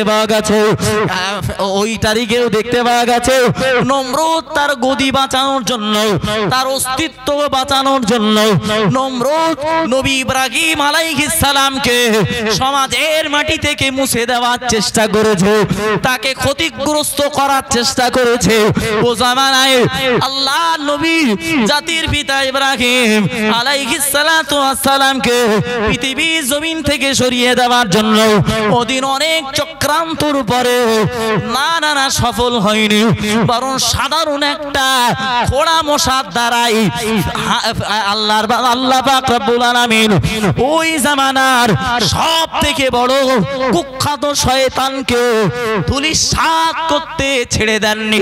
একবার মন খুলে বলুন সুবহানাল্লাহ, আরো চিল্লে বলুন সুবহানাল্লাহ। আল্লাহ পাক রব্বুল আলামিন এই পৃথিবীর জমিনে আমাদের নবী মুহাম্মদুর রাসূলুল্লাহ সাল্লাল্লাহু আলাইহি ওয়াসাল্লামকে तमाम নবীদের সরদার করে পাঠানো হলো। দয়ার নবীকে तमाम নবী রাসূলদের সরদার করে এ জামানায় তথা দয়ার নবীকে পাঠানো হলো। ও আল্লাহর বান্দা, এরপরেও তো আবু জেহেল, উতবা, সাইবা তারা তো দয়ার নবী মুহাম্মদুর রাসূলুল্লাহ সাল্লাল্লাহু আলাইহি ওয়াসাল্লামের হক প্রচার প্রসার থেকে তারা বহু বাধা প্রকাশ করেছিল।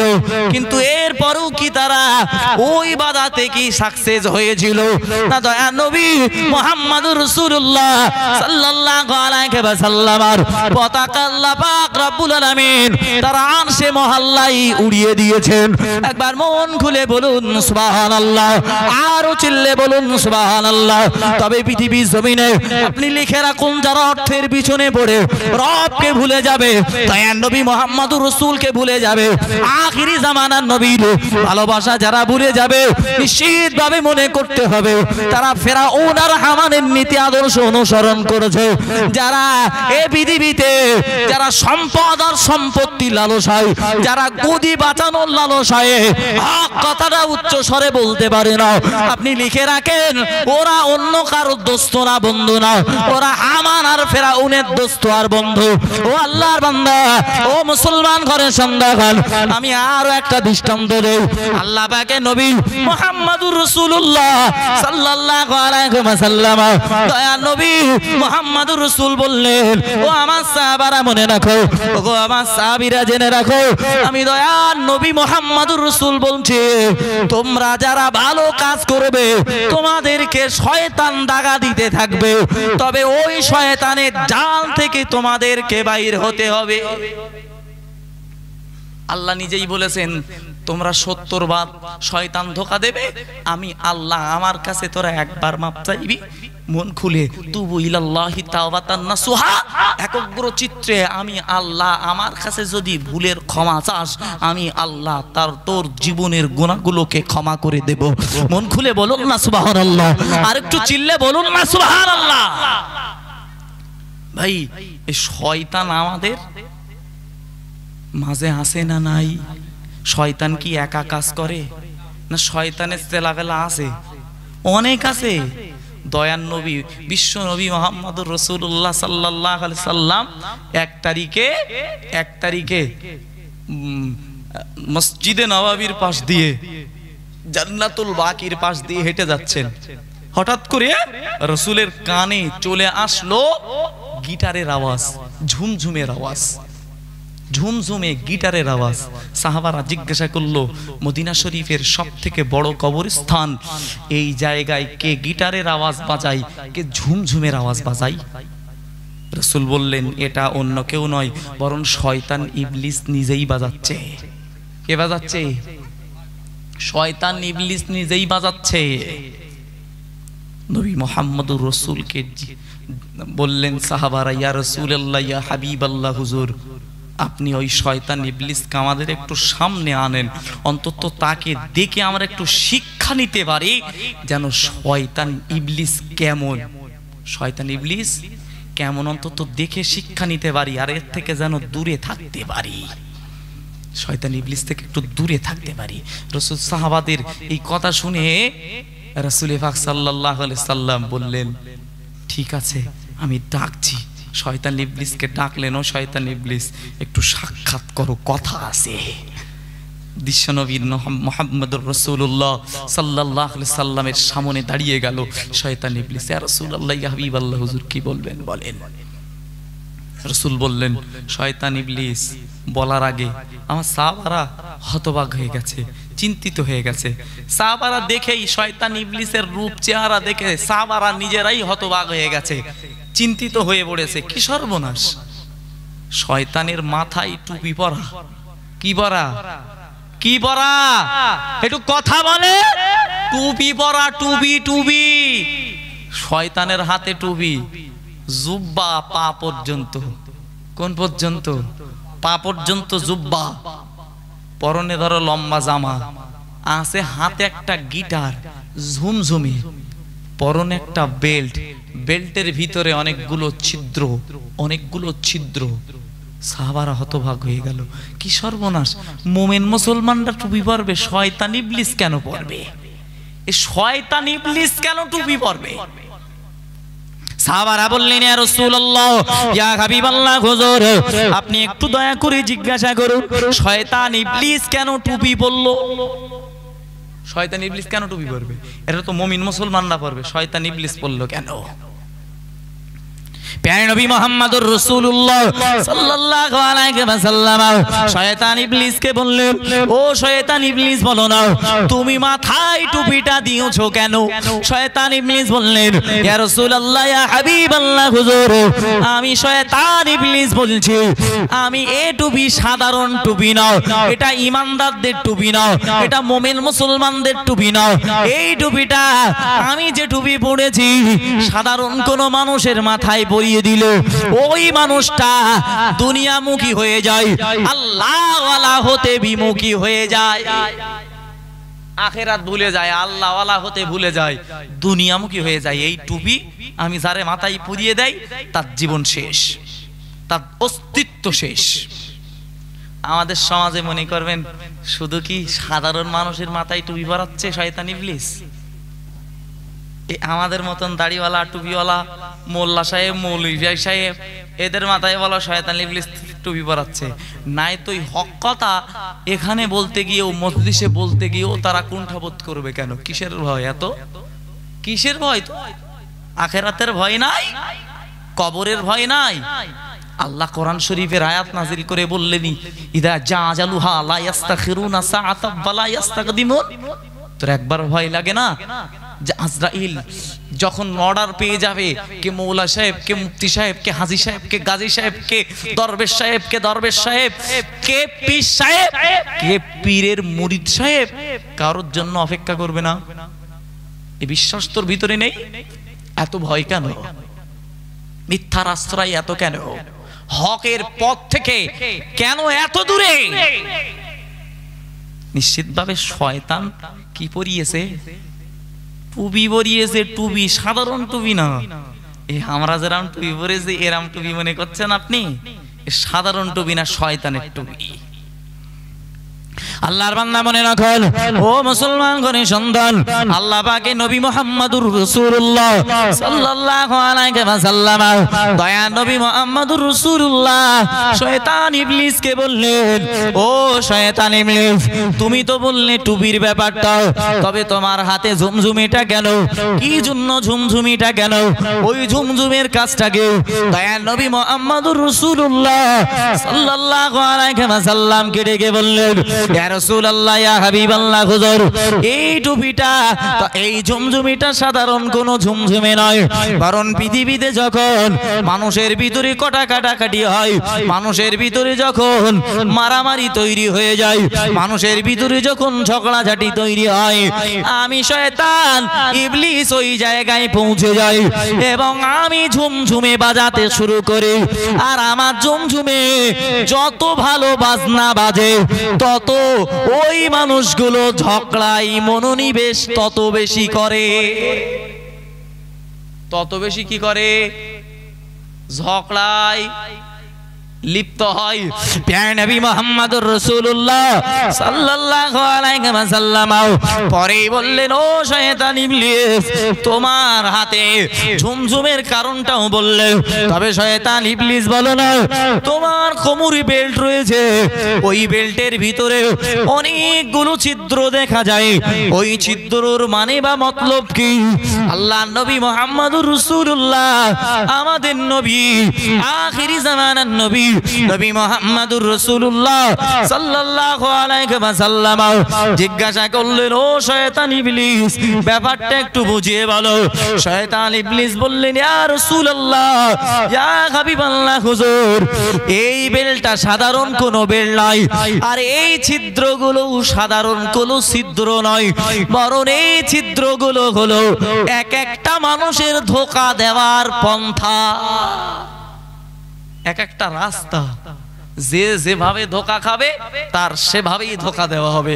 কারুর কি জুব্বা পরে ধোঁকা দেওয়া হবে, কারুর আবার সাধারণ বেশে ধোঁকা দেওয়া হবে, কারুর আবার অর্থের ধোঁকা দেওয়া হবে, কারুর আবার মালের ধোঁকা দেওয়া হবে, কারুর আবার নারীর ধোঁকা দেওয়া হবে, কারুর আবার পৃথিবীর লালসায় ফেলে আখেরাতকে ভুলিয়ে দেওয়া হবে।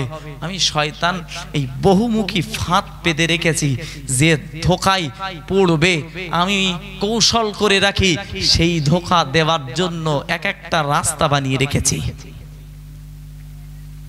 আল্লাহর বান্দা মনে রাখুন ও মুসলমান ঘরের সন্তান, আল্লাহ পাকের নবী মুহাম্মদুর রাসূলুল্লাহ সাল্লাল্লাহু আলাইহি ওয়াসাল্লাম দয়ার নবী আমার বললেন, ও শয়তান ইবলিস, তোমার কাছে তিনটে প্রশ্ন করলাম, তবে আমার জানার বিষয় আমি দয়ার নবী মুহাম্মদুর রাসূলুল্লাহ সাল্লাল্লাহু আলাইহি ওয়াসাল্লাম আমার কাছে কি তুমি কোনোদিন ধোঁকা দেওয়ার জন্য আসো নাকি, বা আমাকে নিয়ে কি তোমার কোনো চক্রান্ত আছে? দয়ার নবীকে লক্ষ্য রেখে শয়তান ইবলিস বললেন, ইয়া রাসূলুল্লাহ, ইয়া হাবিবাল্লাহ, হুজুর, না না না, আপনাকে নিয়ে আমার কোনো ষড়যন্ত্র চক্রান্ত নয়। একবার মন খুলে বলুন সুবহানাল্লাহ, আরো চিল্লে বলুন সুবহানাল্লাহ।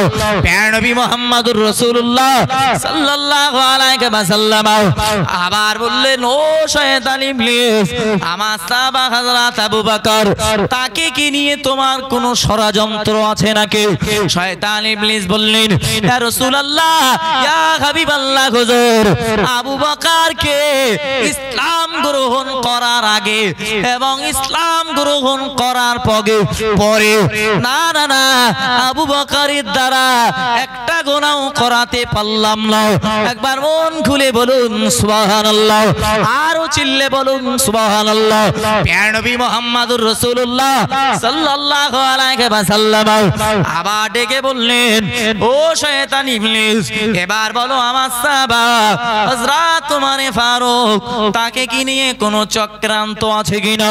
দয়ার নবীকে লক্ষ্য রেখে বললেন, ইয়া রাসূলুল্লাহ, ইয়া হাবিবাল্লাহ, হুজুর, আপনার সম্পর্কে আমার কোনো চক্রান্ত নাই।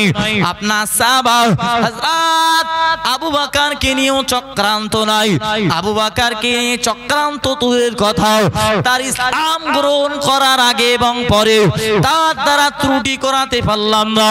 আর আপনি যে ওমরের কথা বলছেন, ওমর যে রাস্তা দিয়ে হেঁটে যায়, আমরা শয়তানের দল ওই রাস্তা দিয়ে হেঁটে যেতে বা ওই দিন যাতায়াত করতে ভয় পাই।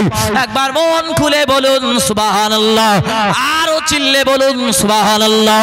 দয়ার নবী মুহাম্মদুর রাসূলুল্লাহ সাল্লাল্লাহু আলাইহি ওয়াসাল্লাম আবার ডেকে বললেন, ও শয়তান ইবলিস, বলো না, ও শয়তান ইবলিস, আমার সাহাবা হযরত উসমান গনি, তাকে নিয়ে কি তোমার কোনো চক্রান্ত আছে নাকি? শয়তান ইবলিস বললেন, ইয়া রাসূলুল্লাহ, ইয়া হাবিবাল্লাহ, হুজুর, আমরা আপনার সাহাবা, আপনার জামাতা উসমান গনিকে ধোঁকা দেওয়া তো দূরের কথা, আমরা দেখেছি আল্লাহর ফেরেশতারা উসমান গনিকে দেখে লজ্জিত হয়, তারা লজ্জাবোধ করে, আমাদের বিবেকে বাধা দেয় আপনার সাহাবা হযরত উসমান গনিকে ধোঁকা দিত। একবার মন খুলে বলুন সুবহানাল্লাহ, আরো চিল্লে বলুন সুবহানাল্লাহ। প্রিয় নবী মুহাম্মদুর রাসূলুল্লাহ সাল্লাল্লাহু আলাইহি ওয়াসাল্লাম আবার ডেকে বললেন, ও শয়তান ইবলিস, এবার তোমাকে জিজ্ঞাসা করছে, আমার সাহাবা, আমার ছোট জামাতা হযরত আলীকে নিয়ে কি তোমার চক্রান্ত আছে নাকি? হযরত আলীকে নিয়ে কি তোমার কোনো চক্রান্ত আছে নাকি? দয়াল নবীকে লক্ষ্য রেখে শয়তান ইবলিস বললেন, ইয়া রাসূলুল্লাহ, ইয়া হাবিবাল্লাহ, হুজুর, আমি নিজে কোনোদিন আলীর কাছে আসিনি, তবে আমাদের পক্ষ থেকে একটা প্রতিনিধিকে পাঠিয়েছিলাম। একটা প্রতিনিধি আলীর কাছে গিয়ে ধোঁকা দিতে শুরু করে, তবে আলী বুঝতে পেরে ওই দিন আমাদের ওই প্রতিনিধির গালে একটা চড় বসিয়ে দেয়। আর এই ঘটনাটা আমরা শয়তান ইবলিসের দল আমাদেরকে বলার সঙ্গে সঙ্গে আমরা ভীত সন্ত্রস্ত হয়ে আর কোনোদিন আলীর সামনাসামনি হইনি। একবার মন খুলে বলুন সুবহানাল্লাহ, আর একটু মন খুলে বলুন সুবহানাল্লাহ। দয়াল নবী মুহাম্মদুর রাসূলুল্লাহ সাল্লাল্লাহু আলাইহি ওয়াসাল্লাম এবার বললেন, ও শয়তান ইবলিস, তোমার কাছে এবার শেষ প্রশ্নটুকু করছি, আমার উম্মাতদেরকে কি তুমি কিভাবে ধোঁকা দাও? দয়াল নবী মুহাম্মদুর রাসূলুল্লাহ সাল্লাল্লাহু আলাইহি ওয়াসাল্লামকে লক্ষ্য রেখে শয়তান ইবলিস বললেন, ইয়া রাসূলুল্লাহ, ইয়া হাবিবাল্লাহ হুজুর, আমি শয়তান ইবলিস যখনই মনে করি কোন ঈমানদারের ঈমান কয়েক মুহূর্তের ব্যবধানে ধ্বংস করতে পারি, একটু মন খুলে বলুন নাউজুবিল্লাহ। কি বলল শয়তান ইবলিস?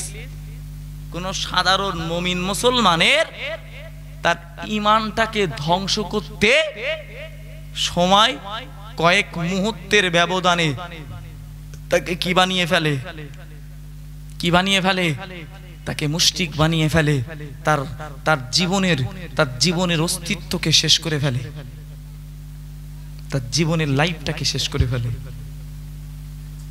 মুসলমান ঘরের সন্তান, এখন এ শয়তানের ধোঁকা শুধু মনে করবেন যে শয়তানের চেলা চামটায় এসে আপনাকে ধোঁকা দেবে না বাবু, শুধু ওরা এসে ধোঁকা দেবে না, বরং খুব এইরকম টুপিওয়ালা দাড়িওয়ালা মুসল্লি মানুষদের দ্বারাও আপনাদের মোটিভেশন ক্লাস করানো হবে ধোঁকা দেওয়ার জন্য। তারা শুধু ক্লাস করবে আর তারা মনে করবে যে কিভাবে ধোঁকা দিয়ে কিভাবে এই ভালো কাজটাকে প্রতিবন্ধ করা যায়। ঠিক বলছি না ভুল বলছি? একটু কথা বলেন বাবু। মুসলমান ঘরের সন্তান, এটাই হলো সমাজের যুগ। শুধুমাত্র অর্থ আর সম্পদের জন্য নিজেদের অস্তিত্বকে নষ্ট করে ফেলছি। ভাইরা আমার মনে রাখুন, আমি আরেকটু আগিয়ে যাই। প্রিয় নবী মুহাম্মদুর রাসূলুল্লাহ সাল্লাল্লাহু আলাইহি ওয়াসাল্লাম কোরআনের আয়াত শুনিয়েছেন। ও জগৎবাসী মনে রাখো, ও দুনিয়াবাসী মনে রাখো, আমি আল্লাহ পাকের নবী মুহাম্মদুর রাসূলুল্লাহ সাল্লাল্লাহু আলাইহি ওয়াসাল্লাম তোমাদেরকে জানিয়ে দিলাম, তোমাদেরকে শুনিয়ে দিলাম, তোমরা যেন অর্থের মোহে পড়ে যাবে, নিশ্চিতভাবে তোমরা ক্ষতিগ্রস্তের দলভুক্ত হয়ে যাবে। তবে আমি দয়ার নবী মুহাম্মদুর রাসূলুল্লাহ সাল্লাল্লাহু আলাইহি ওয়াসাল্লাম আবার তোমাদেরকে জানিয়ে দিলাম, তবে সব মহব্বতের তুলনায় পৃথিবীতে যদি আমি দয়ার নবী মুহাম্মদুর রাসূলুল্লাহ সাল্লাল্লাহু আলাইহি ওয়াসাল্লামকে তোমরা বেশি মহব্বত করো, নিশ্চিতভাবে তোমরা আল্লাহর সান্নিধ্য পাবে। কারণ আল্লাহ পাক রব্বুল আলামিন বলেন, ও বান্দা, ও বান্দী, পৃথিবীর জমিনে যদি তুমি অন্যায় কাজ করে ফেলো, এত জীবন যদি তুমি পাপ কাজের ভিতরে লিপ্ত থাকো, তোমার জীবনের পাপ কাজটা যদি আকাশ পরিমাণ হয়ে যায়, তোমার জীবনের পাপ কাজটা যদি সমুদ্রের ফেনা পরিমাণ হয়ে যায়, তোমার জীবনের পাপ কাজটা যদি আকাশ পরিমাণ হয়ে যায়, তোমার জীবনের পাপ কাজটা যদি পৃথিবীর বড় বড় পাহাড়ের মতো হয়ে যায়, আমি আল্লাহ পাক রব্বুল আলামিন বলছি, তুবু ইলাল্লাহি তাওবাতান নাসুহা, বান্দা আমি আল্লাহ আমার কাছে ক্ষমা ভিক্ষা চাইবি, আমি আল্লাহ পাক রব্বুল আলামিন তোর জীবনের গুনাহগুলোকে ক্ষমা করে দেব। একবার মন খুলে বলুন সুবহানাল্লাহ, আরো চিল্লে বলুন সুবহানাল্লাহ। আল্লাহ বান্দাকে বড় ভালোবাসেন, তাই আল্লাহ আবার বান্দাকে সতর্ক করে বললেন, ও বান্দা বান্দি, আমি আল্লাহ পাক রব্বুল আলামিন বললাম, লা তাকনাতু মির রাহমাতিল্লাহ ইন্নাল্লাহা ইয়াগফিরুয যুনুবা জামিআ। ওরে বান্দা বান্দি মনে রাখো, আমার রহমত হতে এক বিন্দু পরিমাণ পিছপা হইও না। আমি আল্লাহ পাক রব্বুল আলামিন তোমাদেরকে জানিয়ে দিলাম, আমি আল্লাহ রহমান নামের ওসিলায় তোদের জীবনের গুনাহগুলোকে ক্ষমা করে দেব। একবার মন খুলে বলুন সুবহানাল্লাহ, আরো চিল্লে বলুন সুবহানাল্লাহ। তাহলে শিক্ষা আমাদের নিতে হবে। অর্থের পিছনে দৌড়ানো যাবে, যতটুকু প্রয়োজন ততটুকুর জন্য দৌড়ানো যাবে। তবে শুধু অর্থ নয়, বরং গদির পিছনে দৌড়ানো যাবে। নিজের স্বার্থ সিদ্ধি অন্বেষণের জন্য মানুষকে কি বোকা বানানো যাবে? আবার নিজের অস্তিত্ব টিকিয়ে রাখবার জন্য মিথ্যার আশ্রয় নেওয়া যাবে তো নাকি? যাবে না? নিশ্চিতভাবে আপনারা বুঝবার মতো মানুষ বসেছেন। আমি দীর্ঘক্ষণ ধরে আলোচনা করলেও আপনারা খুব মনোনিবেশ দিয়ে শুনছিলেন। আমি মনে করছি আমার মনে মনে একেবারে উদ্ভাসিত হচ্ছে যে আপনারা কথাগুলো 100% না হলেও 98% বুঝতে পারছেন। যে আমরা সমাজে নিজের গদিকে বাঁচাবো না, বরং রবকে ভয় করব, মাবুদকে ভয় করব, স্রষ্টাকে ভয় করব, পালন কর্তাকে ভয় করব। আমার রব, আমার খালেক, আমার মালিক, যিনি আমাকে সৃজন করেছেন, যিনি আমাকে তৈয়ার করেছেন, যিনি আমাকে প্রস্তুত করেছেন, তাকেই ভয় করব। পৃথিবীর কাউকে নয়, পৃথিবীর কাউকে নয়।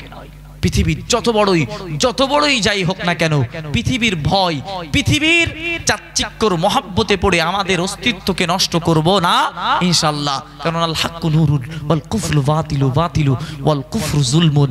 চিল্লে বলুন সুবহানাল্লাহ, আর একটু মন খুলে বলুন না সুবহানাল্লাহ। সত্য উজ্জ্বল দিবালোকের ন্যায়, মিথ্যা অন্ধকার আমানসির ন্যায়। মিথ্যা যতদিন থাকবে, আলো এসে গেলে মিথ্যা ওখান থেকে পালাতে দেরি করবে না। আপনি মোর উদাহরণ নেন, আপনার ঘরের ভিতরে অন্ধকার ঘর, ওই ঘরের ভিতরে যেই আলো বা বাতিটা জ্বালিয়ে দেবেন, কোথায় অন্ধকার পালিয়ে যাবে তার কোনো নিশ্চিততা থাকবে না। আপনি সজাগ হন, আপনি জাগ্রত হন, আপনি সমাজকে জাগ্রত করুন। কারণ কবি বলেন, ও দুনিয়াবাসী মনে রাখো, বক্ষে আগুন আজও আছে মোর, বক্ষে আগুন আজও আছে মোর। আমি যে অগ্নিগিরি, সে অগ্নিশিখা ভীষণ, আত্মা বিস্মৃতি রেখেছে গিরি, হয়ে পড়ে আজও আছো। হায় রে আত্মা ভোলা, তোমরা জাগিলে সারা পৃথিবী খাইবে আবার দোলা। চিল্লে বলুন না সুবহানাল্লাহ, আর একটু মন খুলে বলুন না সুবহানাল্লাহ। আল্লাহ প্রতিটা মানুষের ভিতরে প্রতিভার আগুন দিয়েছে, প্রতিভার আগুন দিয়েছে। আপনার ওই প্রতিভার আগুনটাকে কাজে লাগাতে হবে, চেষ্টা করতে হবে। ওই প্রতিভার আগুন কোথায় কাজে লাগানো যায়, কোথায় লাগানো যায়। আপনি যদি যথাস্থানে আপনার প্রতিভাটাকে কাজে লাগাতে পারেন, নিশ্চিতভাবে এ জাতি, এ সমাজ আলোক উজ্জ্বল সমাজ পাবে। চিল্লে বলুন সুবহানাল্লাহ, আর একটু মন খুলে বলুন সুবহানাল্লাহ। তবে আপনারা যদি মনে করেন না আমরা আমাদের সময়টাকে হেলাই দুলাই কাটিয়ে দেব, আমরা আমাদের নিজের জীবন যেভাবে চলছে ওইভাবেই চালিত করব, নিশ্চিতভাবে আপনারাও বিতা হবেন। কারণটা হলো এটাই যে আমরাও আল্লাহর দরবারে ধরা পড়ব। আল্লাহ বলেছেন, বান্দা যেখানে হক কথা বলার, ওখানে যদি হক কথা তুমি উচ্চ কণ্ঠে না বলতে পারো, তাহলে কমপক্ষে তুমি প্রথমত তুমি হাত দিয়ে সেটাকে প্রতিহত করো, যদি না করো তাহলে জবান দিয়ে তার প্রতিবাদ করো, সেটাও সত্য যদি না হয় তাহলে অন্তত ঘৃণাটুকু করো। যদি সেটাও হয়, নিশ্চিতভাবে আপনি ঈমানদারের ভিতরে থাকবেন। কারণ ঈমানদারদের গুণ হলো হক কথা, যেই হোক না কেন সামনেকে ওটা দেখার প্রশ্ন নয়, বরং ইসলামকে আমাদের রক্ষা করতে হবে, সমাজকে আমাদের রক্ষা করতে হবে। সেদিন ফেরাউনের সব কি ছিল, তার ক্ষমতা ছিল, প্রশাসন ছিল, তার অস্তিত্ব ছিল। মুসা আলাইহিস সালামের কিচ্ছু না থাকার পরেও ছিল রব। কি ছিল? রব ছিল। রবই শুধুমাত্র সহযোগিতার কারণে ফেরাউনের মতো পৃথিবী শাসন করা এইরকম মানুষকেও আল্লাহ ক্ষতিগ্রস্তের দলভুক্ত করে দিয়েছেন। চিল্লে বলুন সুবহানাল্লাহ। বিজয়ের পতাকা অবশেষে মুসার হাতেই তুলে দিয়েছেন। মন খুলে বলুন সুবহানাল্লাহ। ফেরাউন যেমন নীলনদে ডুবে মরেছে, এমন করে নমরুদ চেষ্টা করেছিল হকের বাতিকে মুছে দেওয়ার জন্য, অন্যায়কে পৃথিবীর মাটিতে পুরস্ফুটিত করার জন্য। সেদিনও পারিনি। সেদিনও আল্লাহর নবী জাতির পিতা ইব্রাহিম আলাইহিস সালামের কাছে অবশেষে জয়ের পতাকাটা ইব্রাহিম আলাইহিস সালামের হাতেই তুলে দিয়েছিলেন। মন খুলে বলুন না সুবহানাল্লাহ। বিশ্ব নবীর জামানায়ও যারা আবু লাহাব, উতবা, শাইবা যারা চক্রান্ত করেছিল, সাহাবাদের যারা কষ্ট দিয়েছিল, হযরত বিলালকে যারা কষ্ট দিয়েছিল, সুমাইয়াকে যারা কষ্ট দিয়েছিল, আবু তালেবকে যারা কষ্ট দিয়েছিল, এইভাবে যারা কষ্ট দিয়েছিল, নিশ্চিতভাবে তারা ক্ষতিগ্রস্তের দলভুক্ত হয়েছে। কিন্তু শেষ পর্যায়ে বিজয়ের পতাকা বিশ্বনবী মুহাম্মদুর রাসূলুল্লাহ সাল্লাল্লাহু আলাইহি ওয়াসাল্লামের হাতেই উঠেছে। মন খুলে বলুন সুবহানাল্লাহ। আরেক আরেকটু মন খুলে বলুন না সুবহানাল্লাহ। এটা এই শেষ কথাটা এটা প্রসঙ্গের বাইরে হলেও সামঞ্জস্যপূর্ণ, তাই বলছি অল ইন্ডিয়া সুন্নাতুল জামাত যে কাজগুলো করছে হকের জন্য কাজ করছে না বাতিলের জন্য? একটু কথা বলেন, হকের জন্য না বাতিলের জন্য? যেখানে হকের জন্য মাদ্রাসা প্রতিষ্ঠিত করছে, কেরালা মডেল মক্তব তৈরি করছে, যাদের বিবাহ বন্ধনে আবদ্ধ করতে পারছেন না নারী তথা পিতা অর্থের কারণে, তাদের সহযোগিতার জন্য অল ইন্ডিয়া সুন্নাতুল জামাত তাদের পাশে দাঁড়াচ্ছে। শুধু ওই নয়, বরং যারা বন্যায় ডুবে যায়, যারা ক্ষতিগ্রস্ত হয়, তাদের পাশে দাঁড়ায় না? একটু কথা বলেন। তবে এ জামানার হামানের দোস্তরা, ফেরাউনের দোস্তরা, আবু জেহেলের দোস্তরা যতই চেষ্টা করুক ভালো কাজ মুছে দেওয়ার, তাদের গদি বাঁচিয়ে রাখবার জন্য পারবে বলে মনে হয়? একটু কথা বলেন, পারবে বলে মনে হয়? পারবে না। শুধু পারবে তো না, বরং আমাদেরকে এই 12 তারিখে না যেতে দিয়ে লাভ করেছে না ক্ষতি করেছে? লাভ করেছে বাবু। কারণ জামিয়ার ইতিহাসে প্রস্তুতি মিটিনে অত কালেকশন এই জামিয়া প্রতিষ্ঠিত হওয়ার পরে আর কোনোদিন হয়নি। চিল্লে হবে না সুবহানাল্লাহ? আর একটু মন খুলে বলুন না সুবহানাল্লাহ। তাহলে লাভ করলো না ক্ষতি করলো? ওরা দেখছে মনে হয় লোকজন হবে না, কিন্তু জানে না জামিয়ার মাঠ কি হয়েছিল, ভরপুর হয়েছিল। এটা কথার প্রসঙ্গে না থাকলেও আমি আপনাকে এটা বলে রাখলাম, কারণ আমাদের হক কথাটা উচ্চ কণ্ঠে বলতে হবে। এই হকের পতাকা তলে, আমাদের ছায়া তলে আমাদের আশ্রয় নিতে হবে। তোমরা পৃথিবীতে পুলিশের ভয় দেখাতে পারো, তোমরা গাদ্দারি করতে পারো, কিন্তু নবী মুসা আলাইহিস সালামকেও বলা হয়েছিল, নবী মুসা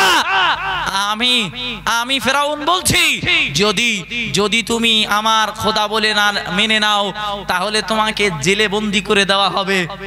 মুসা আলাইহিস সালাম বলেছিল, ওগো ফেরাউন, এরা জেলের ভয় করে না, এরা জেলের ভয় করে না।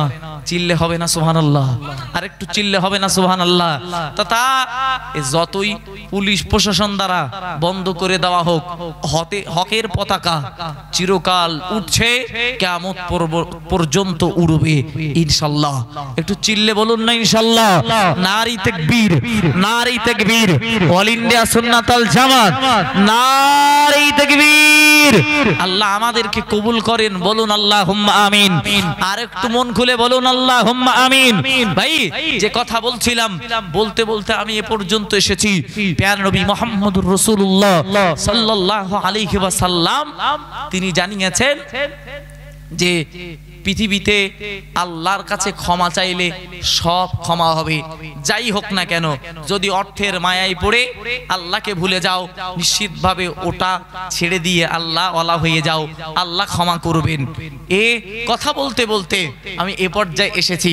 তবে শেষ কথা বলছি, প্যারা নবী মুহাম্মদুর রাসূলুল্লাহ সাল্লাল্লাহু আলাইহি সাল্লাম বললেন, যদি আমার ভালোবাসার তুলনায় পৃথিবীতে কোনো মানুষের ভালোবাসা বেড়ে যায়, নিশ্চিতভাবে সেই ঈমানদার নয়। আল্লাহ পাক রব্বুল আলামিন কোরআন আয়াত নাযিল করে জানিয়ে দিলেন, কুল ইন কুনতুম তুহিব্বুনাল্লাহ ফাত্তাবিউনি ইউহিব্বুকুমুল্লাহ ওয়া ইয়াগফির লাকুম যুনুবাকুম আল্লাহু গফুরুর রহিম। মহান আল্লাহ পাক রব্বুল আলামিন কোরআন আয়াত নাযিল করে জানিয়ে দিলেন, ও দুনিয়াবাসী মনে রাখো, ও দুনিয়াবাসী জেনে রাখো, আমি আল্লাহ পাক রব্বুল আলামিন তোমাদেরকে শুনিয়ে দিলাম, আমি দয়াল নবী মুহাম্মদুর রাসূলুল্লাহ সাল্লাল্লাহু আলাইহি ওয়াসাল্লামকে জানিয়ে দিলাম, তোমরা দয়াল নবী মুহাম্মদুর রাসূলকে বেশি ভালোবাসলে আমি আল্লাহ পাক রব্বুল আলামিন আমার ভালোবাসা হবে। তথা আল্লাহ এভাবেই বলতে চাইলেন, যদি আমি আল্লাহ আমাকে তোমরা ভালোবাসতো, তাহলে তোমরা আগে দয়াল নবী মুহাম্মদুর রাসূলুল্লাহ সাল্লাল্লাহু আলাইহি ওয়াসাল্লামের ভালোবাসার পাত্রটুকু হয়ে যাও, তাহলে আমি আল্লাহ পাক রব্বুল আলামিন তোমাদেরকে ভালোবাসবো। মন খুলে বলুন সুবহানাল্লাহ, আরো চিল্লে বলুন সুবহানাল্লাহ। আল্লাহ পাক এখানে ক্ষান্ত হলেন না, বরং কোরআনের আরো একটা আয়াত নাযিল করে বান্দা বান্দীদেরকে জানিয়ে দিলেন, ও আমার বান্দা বান্দীরা মনে রাখো, ওগো আমার বান্দা বান্দীরা শুনে রাখো, আমি আল্লাহ পাক রব্বুল আলামিন তোমাদেরকে জানিয়ে দিলাম, তোমাদেরকে শুনিয়ে দিলাম, মাতাকুমুর রাসূলু ফাখুযুহু ওয়া মানাকুম আনহু ফান্তাহু। মহান আল্লাহ পাক রব্বুল আলামিন বললেন, আমার নবী মুহাম্মদুর রাসূলুল্লাহ সাল্লাল্লাহু আলাইহি ওয়াসাল্লামকে যতক্ষণ না পর্যন্ত তোমরা বেশি ভালো না বাসবে, দয়াল নবী মুহাম্মদুর রাসূলুল্লাহ তোমাদেরকে যেটা দেবেন ওটা তোমাদের আঁকড়ে ধরতে হবে। দয়াল নবী মুহাম্মদুর রাসূলুল্লাহ সাল্লাল্লাহু আলাইহি ওয়াসাল্লাম তোমাদের যেটা বর্জন করতে বলবেন ওটাকে তোমাদের পরিহার করতে হবে। দয়াল নবী এদিকে বললেন, ও জগৎবাসী মনে রাখো, একদিকে যেমন আল্লাহ বললেন আমার নবীকে বেশি ভালোবাসতে হবে, অপরদিকে আল্লাহ বললেন আমার নবীর আদেশ নিষেধগুলো মান্যতা দিতে হবে। দয়াল নবী এদিকে বললেন, ও জগৎবাসী মনে রাখো, ও দুনিয়াবাসী মনে রাখো, আমি আখিরি জামানার নবী বলছি, লা ইউমিনু আহাদুকুম হাত্তা কুনা আহাব্বা ইলাইহি মিন ওয়ালিদিহি ওয়া ওয়ালাদিহি ওয়ান নাসি আজমাইন। দয়াল নবী মুহাম্মদুর রাসূলুল্লাহ সাল্লাল্লাহু আলাইহি ওয়াসাল্লাম বললেন, যতক্ষণ না পর্যন্ত আমি আখিরি জামানার নবী আমাকে তোমার পিতামাতা আত্মীয় স্বজন পরিবার পরিজনের তুলনায় আমি দয়াল নবী মুহাম্মদুর রাসূলুল্লাহ সাল্লাল্লাহু আলাইহি ওয়াসাল্লামকে বেশি না ভালোবাসবে তত সময় পর্যন্ত তোমরা ঈমানদার হতে পারবে না। একবার মন খুলে বলুন সুবহানাল্লাহ, আরো চিল্লে বলুন সুবহানাল্লাহ। আপনাকে একটা ছোট্ট দৃষ্টান্ত দিই, নবী মুহাম্মদুর রাসূলুল্লাহ সাল্লাল্লাহু আলাইহি ওয়াসাল্লামের জামাতা, ছোট জামাতা হযরত আলীকে জিজ্ঞাসা করা হলো, এই জামানার সব থেকে বীর মানুষকে, এই জামানার সব থেকে মুজাহিদ কে?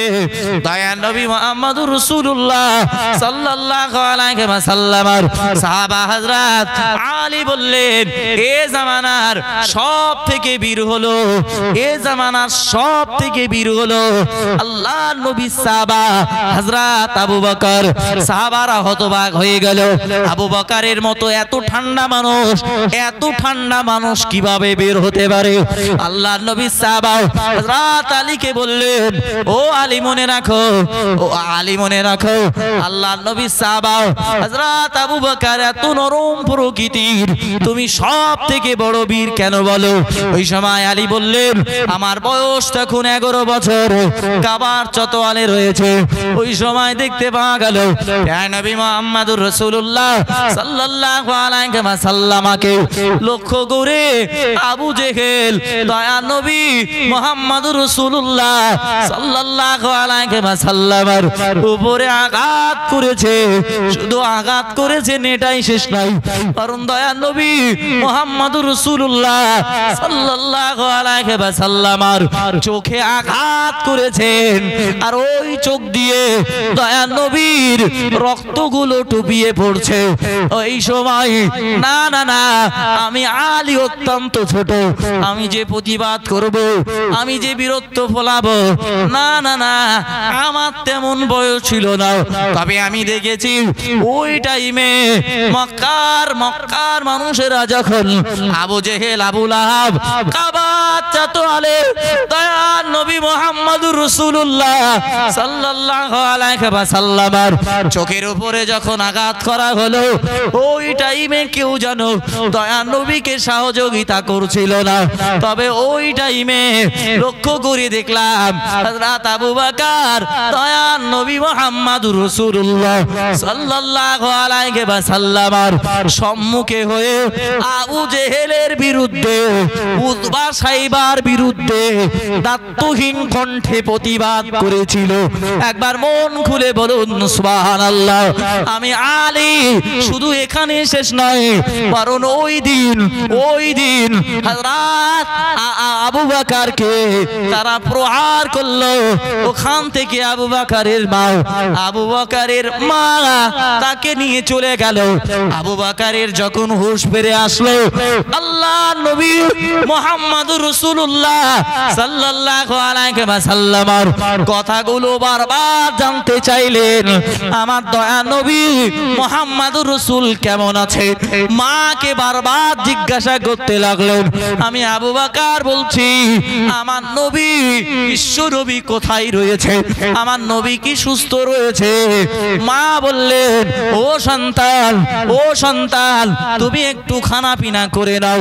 আবু বকর বললেন, না না না, যত সময় না পর্যন্ত আমার দয়া নবী মুহাম্মদুর রাসূলুল্লাহ সাল্লাল্লাহু আলাইহি ওয়াসাল্লামকে না দেখবো না শুনবো, দয়া নবী ভালো রয়েছেন, তত সময় পর্যন্ত আমি একটা দানাও মুখে তুলবো না। একবার মন খুলে বলুন সুবহানাল্লাহ, আরো চিল্লে বলুন সুবহানাল্লাহ।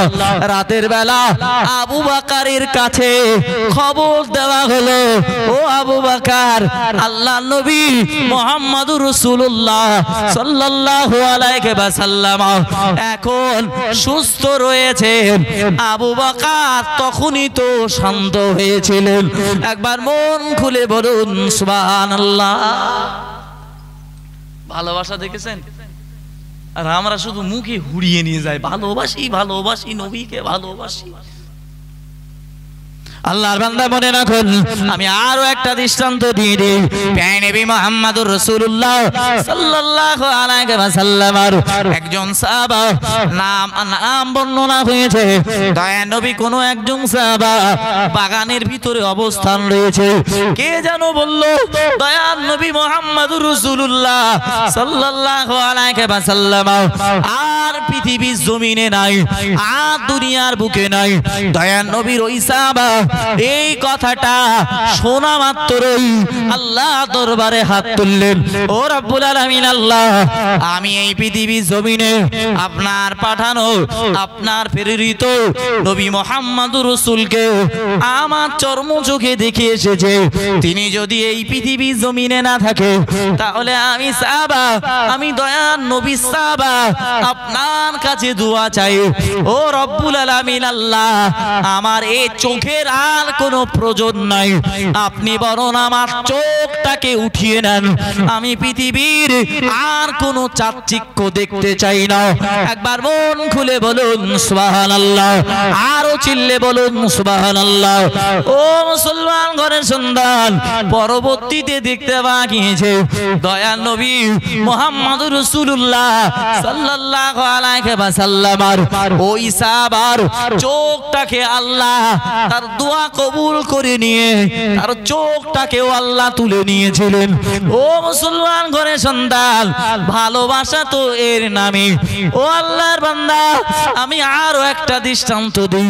দয়ার নবী মুহাম্মদুর রাসূলুল্লাহ সাল্লাল্লাহু আলাইহি ওয়াসাল্লামের কোন একজন সাহাবা কোন একজন মহিলা আনসারী সাহাবীকে বললেন, ও মদিনার আনসারী সাহাবী, তোমার কাছে কি সংবাদ পৌঁছেছে?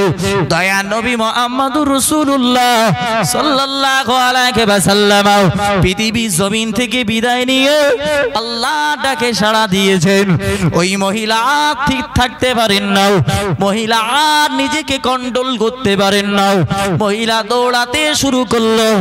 আমার দয়াল নবী মুহাম্মদুর রাসূলুল্লাহ সাল্লাল্লাহু আলাইহি ওয়াসাল্লাম এখন কেমন অবস্থায় রয়েছে, একবার মন খুলে বলুন সুবহানাল্লাহ, আরো চিল্লে বলুন সুবহানাল্লাহ।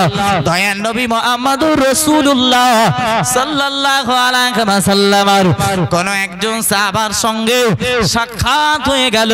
দয়াল নবী সাহাবী বলল, ও মহিলা, না না না, তুমি যে দয়াল নবী মুহাম্মদুর রাসূলুল্লাহ সাল্লাল্লাহু আলাইহি ওয়াসাল্লামের সংবাদ নেওয়ার জন্য চলেছো, তবে তুমি কি জানো তোমার স্বামী পৃথিবীর জমিন থেকে চিরবিদায় নিয়েছে? তুমি কি জানো তোমার স্বামী পৃথিবীর জমিন থেকে বিদায় নিয়েছে? মহিলা বললেন ইন্না লিল্লাহি ওয়া ইন্না ইলাইহি রাজিউন। আর দেরি করলেন না, কথার ভুরুক্ষেপ করলেন না, চলে গেলেন, দৌড়াতে শুরু করলেন দয়ার নবী মুহাম্মদুর রাসূলুল্লাহ সাল্লাল্লাহু আলাইহি ওয়াসাল্লাম সাক্ষাতে। দয়ার নবীর আরো একজন সাহাবার সঙ্গে সাক্ষাৎ হয়ে গেল। ওই মহিলাকে লক্ষ্য রেখে বলল, ও মহিলা মনে রাখো তোমার কাছে কি সংবাদ পৌঁছেছে? আল্লাহ পাকের নবীর ডাকা, আল্লাহর ঘোষণা অনুযায়ী জিহাদের ময়দানে তোমার বড় ভাই পৃথিবীর জমিন থেকে চিরতরে বিদায় নিয়েছে। তোমার কাছে কি সংবাদ পৌঁছেছে? মহিলা বললেন ইন্না লিল্লাহি ওয়া ইন্না ইলাইহি রাজিউন। কথার কোনো ভ্রুক্ষেপ করলেন না, কর্ণপাত করলেন না। আল্লাহর নবী মুহাম্মদুর রাসূলুল্লাহ সাল্লাল্লাহু আলাইহি ওয়াসাল্লাম কেমন আছে এটাকে জানবার জন্য তিনি আবার দৌড়াতে শুরু করেছেন। দৌড়াতে দৌড়াতে দেখতে পাওয়া গেল নবী মুহাম্মদুর রাসূলুল্লাহ সাল্লাল্লাহু আলাইহি ওয়াসাল্লাম আর একজন সাহাবার সঙ্গে সাক্ষাৎ হয়ে গেল। ওই সাহাবা মহিলাকে বলল, ও মহিলা তুমি কি জানো তোমার বড় ছেলে পৃথিবীর জমিন থেকে চিরতরে বিদায় নিয়ে আল্লাহ ডাকে সাড়া দিয়ে দিয়েছে। দয়ার নবী বিশ্ব নবী মুহাম্মদুর রাসূলুল্লাহ সাল্লাল্লাহু আলাইহি ওয়াসাল্লাম ওই মহিলা সাহাবী বললেন না না না, বললেন ইন্না লিল্লাহি ওয়া ইন্না ইলাইহি রাজিউন।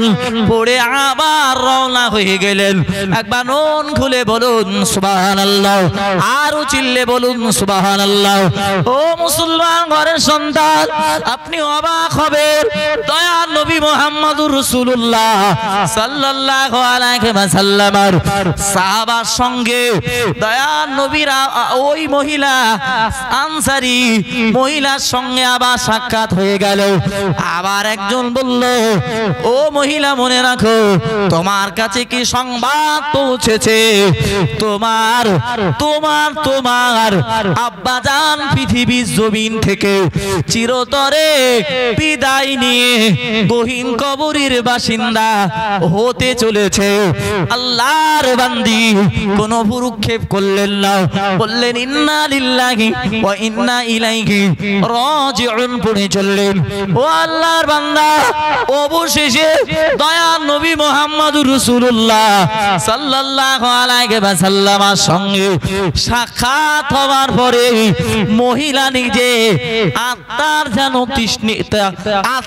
যেন সন্তুষ্টি করতে পারলো, নিজেকে যেন কন্ট্রোল করতে পারলো। একবার মন খুলে বলুন সুবহানাল্লাহ, আরো চিল্লে বলুন সুবহানাল্লাহ। ভাই চলে গেছে কোনো আপত্তি নাই, বাপ চলে গেছে কোনো আপত্তি নাই, বড় ভাই চলে গেছে কোনো আপত্তি নাই, বরং শুধু দেখেছে আমার নবী মুহাম্মদুর রাসূলুল্লাহ সাল্লাল্লাহু আলাইহি ওয়াসাল্লামের ভালোবাসার পাত্র কিভাবে হওয়া যায়। ও মুসলমান ঘরের সন্তান, আল্লাহর বান্দা, আমি আরো একটা দৃষ্টান্ত দিই, কারণ শুধুমাত্র আমাদের বোঝার জন্য দয়াল নবী মুহাম্মদুর রাসূলুল্লাহ সাল্লাল্লাহু আলাইহি ওয়াসাল্লাম যেদিন মক্কা থেকে কাফেরদের অত্যাচার সহ্য না করতে পেরে, কুফারদের অত্যাচার সহ্য না করতে পেরে দয়াল নবী মুহাম্মদুর রাসূলুল্লাহ সাল্লাল্লাহু আলাইহি ওয়াসাল্লাম মদিনায় হিজরত করে চলে গেলেন। মদিনায় পৌঁছে যাওয়ার পরে দয়াল নবী মুহাম্মদুর রাসূলুল্লাহ সাল্লাল্লাহু আলাইহি ওয়াসাল্লাম হযরত আবু বকরকে নিয়ে মন খারাপ করে বসে রয়েছেন, মনটা মলিন। আবু বকরের সঙ্গে যেন দয়া নবী মিটমিট করে গুনগুন করে কি যেন বর্ণনা করেছে। সাহাবী মদিনার আনসারী সাহাবী আর দেরি করলেন না, দয়া নবী মুহাম্মদুর রাসূলুল্লাহ সাল্লাল্লাহু আলাইহি ওয়াসাল্লামের কাছাকাছি হলেন। দয়া নবীকে জিজ্ঞাসা করলেন, ইয়া রাসূলুল্লাহ, ইয়া হাবিবাল্লাহ, হুজুর আপনার কাছে যাবে।